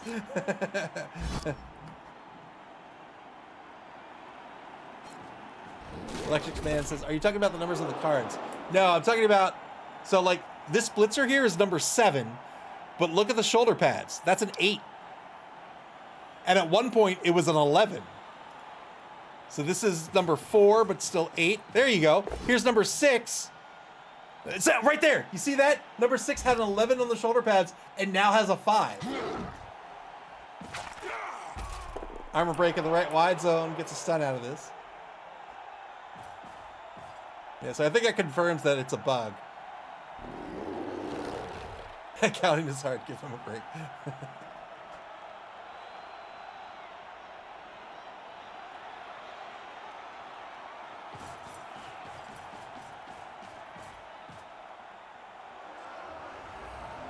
I will say this, as a software engineer, I will say, if you have a lot of people that know about a number of bugs in your software, that really only means you have a lot of people using your software. So it's it can be, you know, when you're a professional, you want to do a good job, and it can be a little annoying when people are like, I found all these bugs or whatever. But really, it just means there's a lot of people using your software, so should take it in stride, I think. 3 die on the beer board. Got the POW here. 6+. 6+. And the beer board gets its poor armor broken. No armor break! You can't break his armor. You can't break his will. His name is Urk. Headbutt the beer boar. He's got beer to deliver.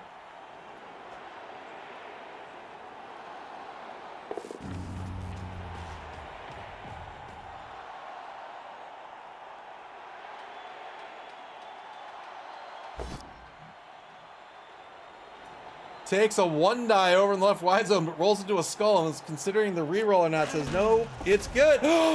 But is it good? Little Yoshi gets punched in the face by a Norseman and gets his armor broken.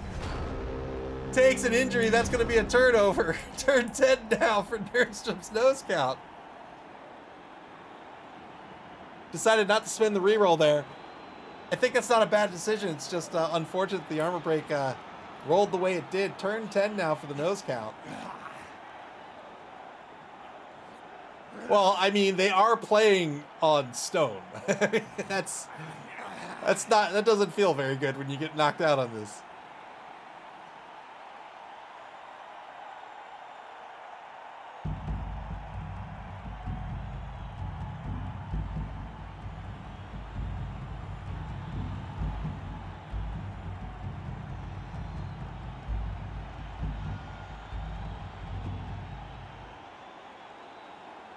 Turn 10 for the nose count, but down to 1 minute, 12 seconds on the clock. They have 3:03 left on the bonus clock. 1 reroll remaining, still hanging on to their bribe. We haven't seen a lot of fouling. Because you didn't hit the button. Gets an armor break against Mutt, the rookie lineman, number 10. And now a 2-die blitz on number 2, trying to get the surf here with the Yeti. Frenzy follow-up, there it is. Well done.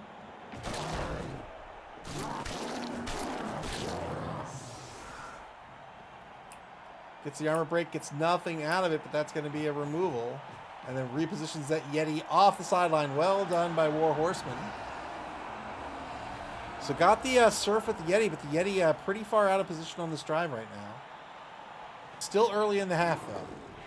Good 2+ dodge by the beer boy. That dodge is always a 2+.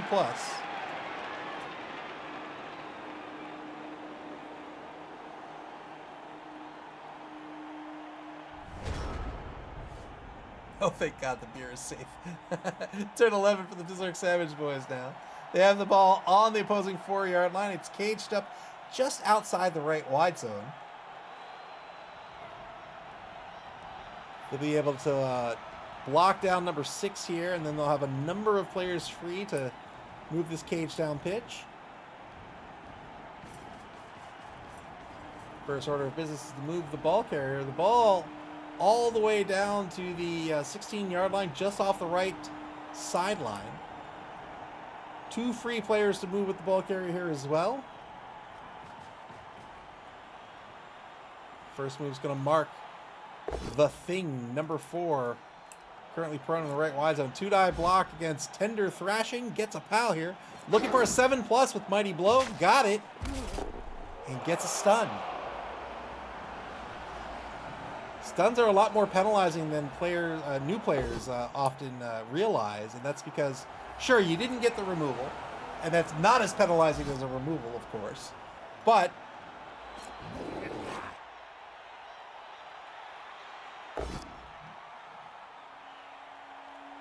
stand up. So you lose a turn, and on your next turn, you've lost, in this case, half your movement allowance. So depending on the team, depending on the matchup, that could be huge, right? You knock down a dwarf with an MA of 4, you're spending 75% of their movement allowance to stand back up. And that's after a lost turn. 3-die blitz on the beer board. This is good. You did it with Mighty Blow? That's got to be a foul. Ref! No, you can't use Mighty Blow on the beer board. Oh, I'm offended. 5+ to break armor. Got the armor break with the 5. Removes the beer board from the pitch.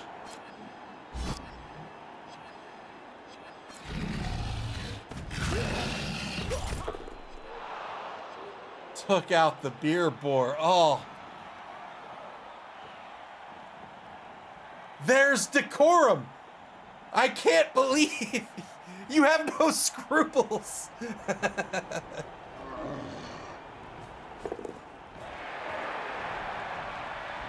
Bacon is on the menu. Turn 11 for the nose count now. They're very much out of position here.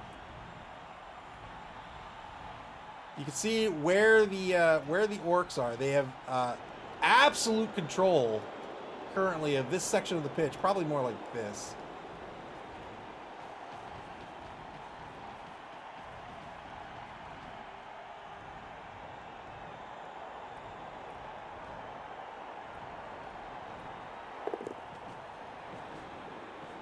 $50-50 on the unchanneled Fury roll by the Yeti. The Yeti repositioned successfully.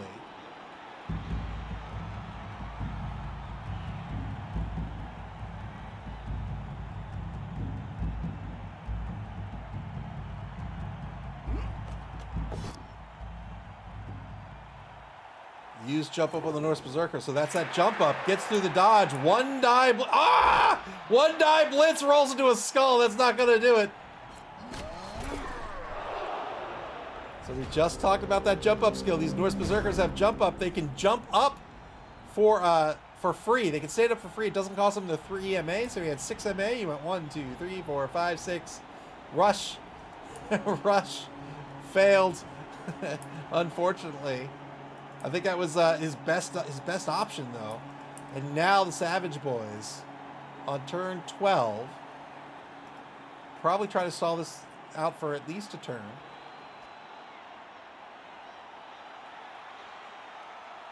Iron Cynic says, I don't like him leaving a 3+ 1-die on the ball. Yep. 2+ to 3+ could have worked. Yep. It absolutely could have. The glass did not break. That's true. 2-die blitz going after this Valkyrie, hunting the Valkyrie, but only gets a push out of it.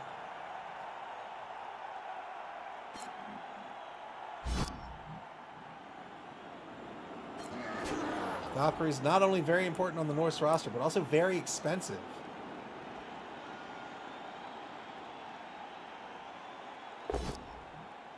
Now 2-die against Tom Zarek. Gets the POW here, looking for an 8+. Tom Zarek, proven that he's a drunkard. It's fact right here. Never should have been president of the Galactica fleet.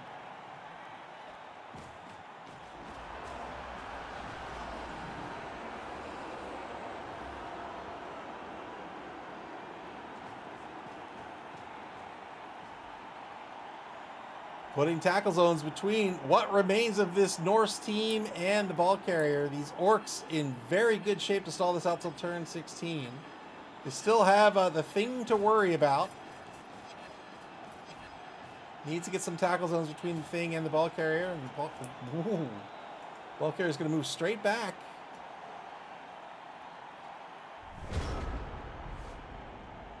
So now 2 dodges for the Norse Berserker to have another crack at this ball.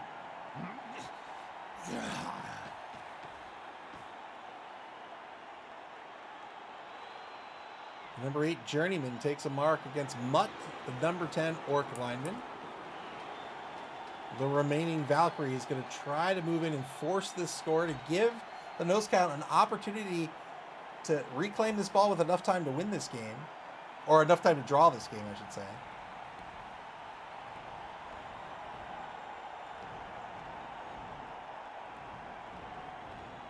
No rerolls remaining for the nose count. That can be very, very difficult, especially when you're a team that rolls lots of dice. Any ogre coach can tell you. Or a slan coach. 2 rushes takes a mark on Lorax Dream. I don't... the mark is scary.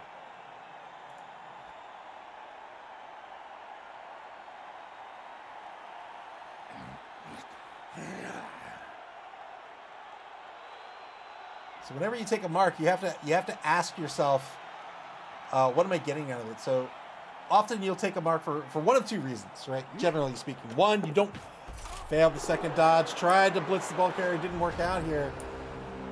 2 rerolls left for the Savage Boys. They're absolutely going to take a shot at the number 11 Valkyrie. They'll move somebody into for an assist. Could be the ball carrier, but could very well just be number 9, Bernie Buffin. And then gets a 2-die with the blitzer.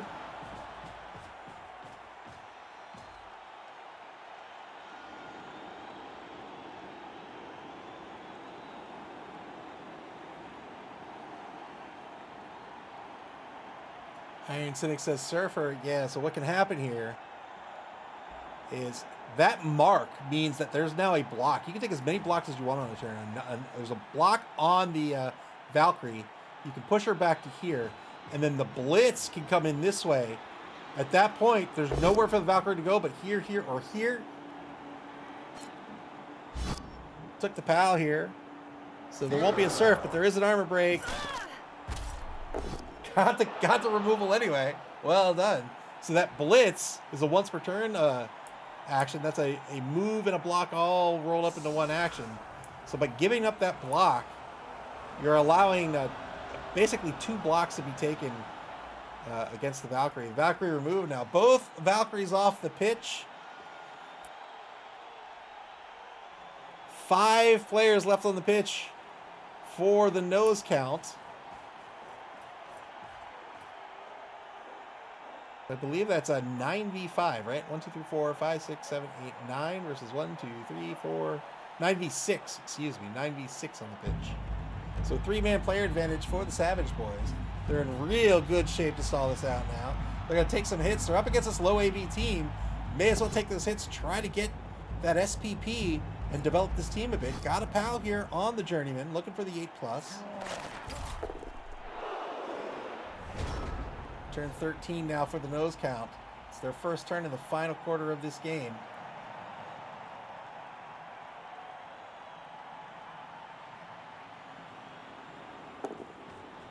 So when you take a mark, you're generally doing it for 2 reasons, right? You want to prevent a player from moving, especially a lower AV player, or you're trying to set up a block or a blitz or something, right?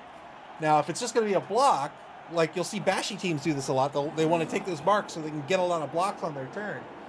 Remember that you're going to have to wait for your opponent to react. So if you take that mark, your opponent's going to get an opportunity to block you back. And so you have to ask yourself, is it worth that? When you have a very important piece like a Valkyrie or a fragile team like a Norse team, these are very important considerations to make. Because giving a block to your opponent when you have low AV can be very, very risky. When you have low AV, it's easy for you to lose players, and as you start to lose players, you lose efficacy on the pitch. So I would say that's one of the most critical decisions you have to make as a Norse coach, as a Wood Elf coach, certainly as a Stunty coach. Turn 16 for the Savage Boys. Nothing to do here other than stall it out a bit. In fact, they might even try to foul this Berserker just so it's no longer a threat.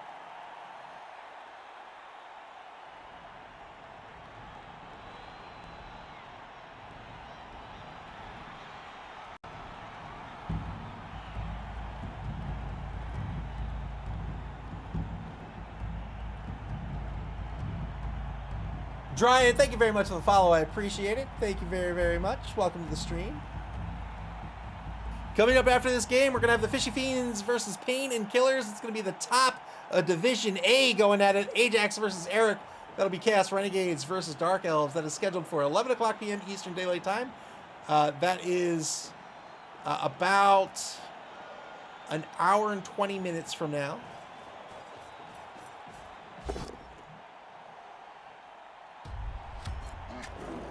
Two-die blitz against Tom Zarek gets the both standing result out of this.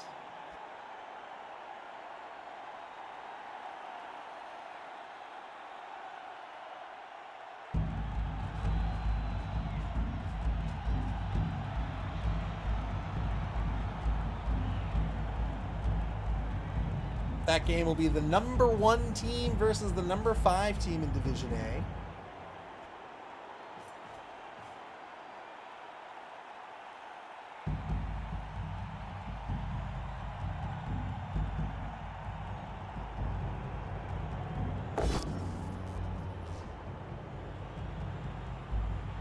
Double skulls here on the Troll Blitz. If a reroll is going to be spent, has to get through the loner roll. Says, you know what? It's fine. It's cool, but gets the armor break. So the Troll is going to be stunned. Turn 14 now for the nose count. If Tizzle Bizzle can win this game, they will advance into 4th place in Division C. Still very much in contention for the cut to top 8. The top 2 teams of each division will make the cut, as well as the 2 best 3rd place teams after week 9.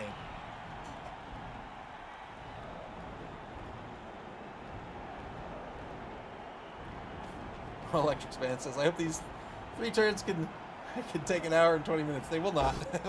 We'll take a break in between. Oh no! Double skulls by the Ulfwerener. That is a null turn for the nose count. And it's looking very, very grim for them at this point. Turn 15 for the Savage Boys. They'll stall this for 1 more turn. 2-die block gets Tom Zarek. Gets a pal this time, looking for a 7+. There's the armor break, but didn't get anything out of it. Got a stun. Really looking for SPP at this point.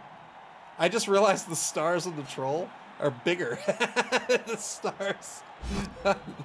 Is that a... Nope, they're just actually bigger. It's not a perspective thing.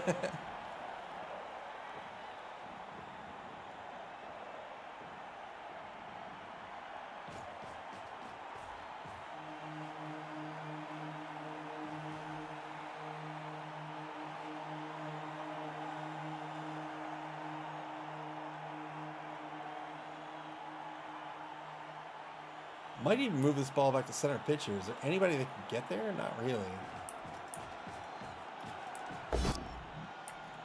Failed the rush here, trying to get Bernie Buffett into position. Spends a reroll, gets the mark on the Yeti. Trying to blitz this Yeti down. Moves the ball carrier 1 space forward. So this is 3, 4, 5, 6. 2-die blitz on the Yeti coming up. A pal needs an 8+ to break armor. Double pals.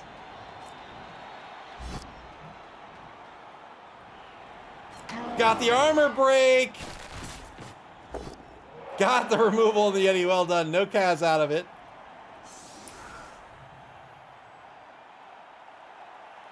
In the game of Blood Bowl, to break armor, the first thing you have to do is, well, on a block, you have to roll your block dice. If you knock down a piece, then you have to roll for the armor break. You roll 2d6.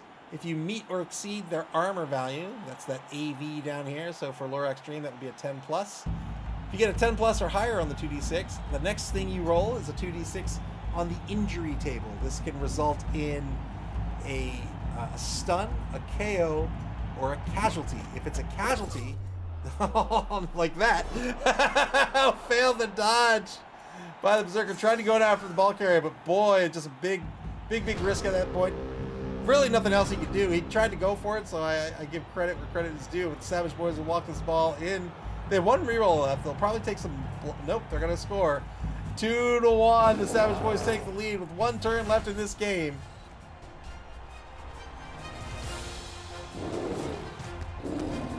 So the final die roll, if you get a casualty on the injury table, is a casualty roll. You roll a d16, and that will determine the outcome of your casualty. That's when we say injuries, that's typically what we're referring to. We're not referring to the injury, the result on the injury table.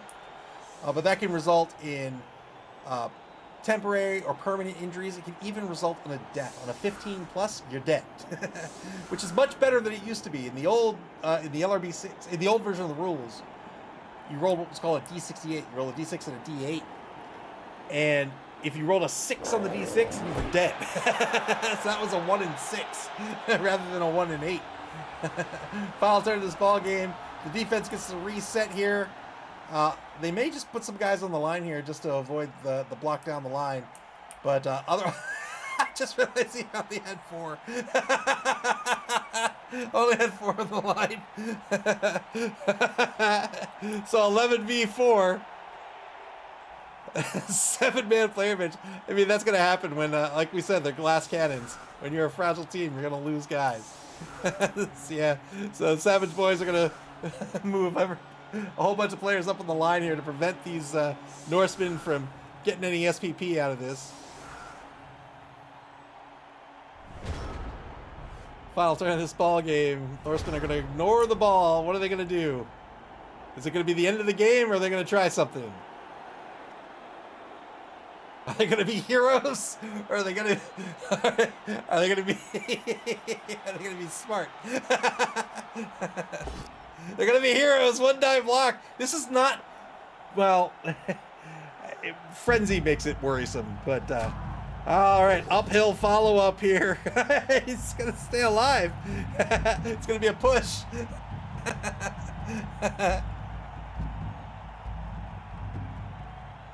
So if there's no frenzy there, that's not a bad block to take. You have the block skill, you're not. Frenzy follow-up is an uphill block. So these chains around the dice means your opponent gets to choose the die. And obviously Tizzle Bizzle is going to choose the push result here, because the both down result will be a knockdown on the lineman and not on the Ulfwerener.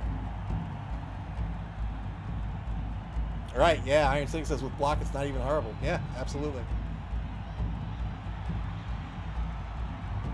With block, you're only afraid of the skull, the attacker down result.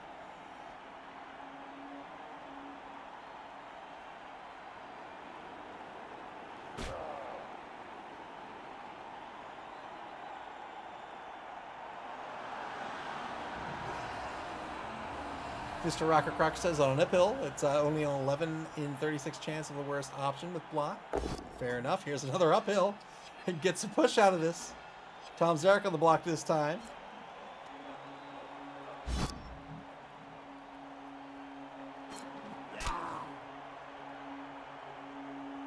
So followed up here, so won't lend an assist against, say, Rambo.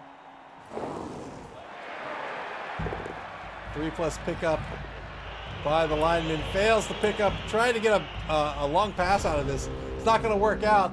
2-1 the final. The Tizzark Savage Boys are going to win this one. Well done by Tizzle Bizzle.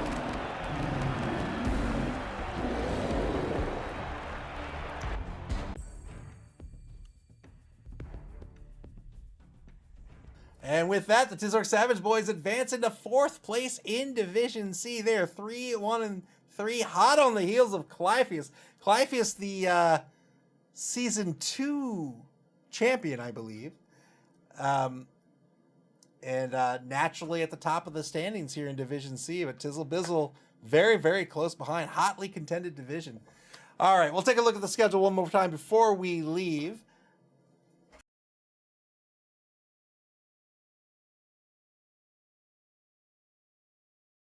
All right, our next game is coming up in about an hour, 10 minutes. That's scheduled for this evening at 11 o'clock Eastern Daylight Time. That's UTC -4. That's going to be the Fishy Fiends versus Pain and Killers, Ajax versus Eric, Chaos Renegades versus Dark Elves. That'll be a fun one to watch. Again, that's coming up in about 70 minutes from now. 72 minutes from now? Oh, Delphi Superfan, thank you very much for the kind words, and thanks for hanging out. I appreciate it. Thank you very, very much. Yeah, so in about 70 minutes, we'll have this second game this evening. The stream will start in about 50 minutes. So the stream will start about 10:40 p.m. Eastern Daylight Time. It'll start with a 10-minute countdown, give people time to file in and get ready. And we'll have a 10-minute pregame after that. We'll talk about the two teams, and then we'll get into the second game of the evening. So we hope to catch you there in a little while from now, about 70 minutes. If not, again, thanks for hanging out. I appreciate it. We'll go through the sign-off just for the sake of YouTube. But 3 more games to schedule this week.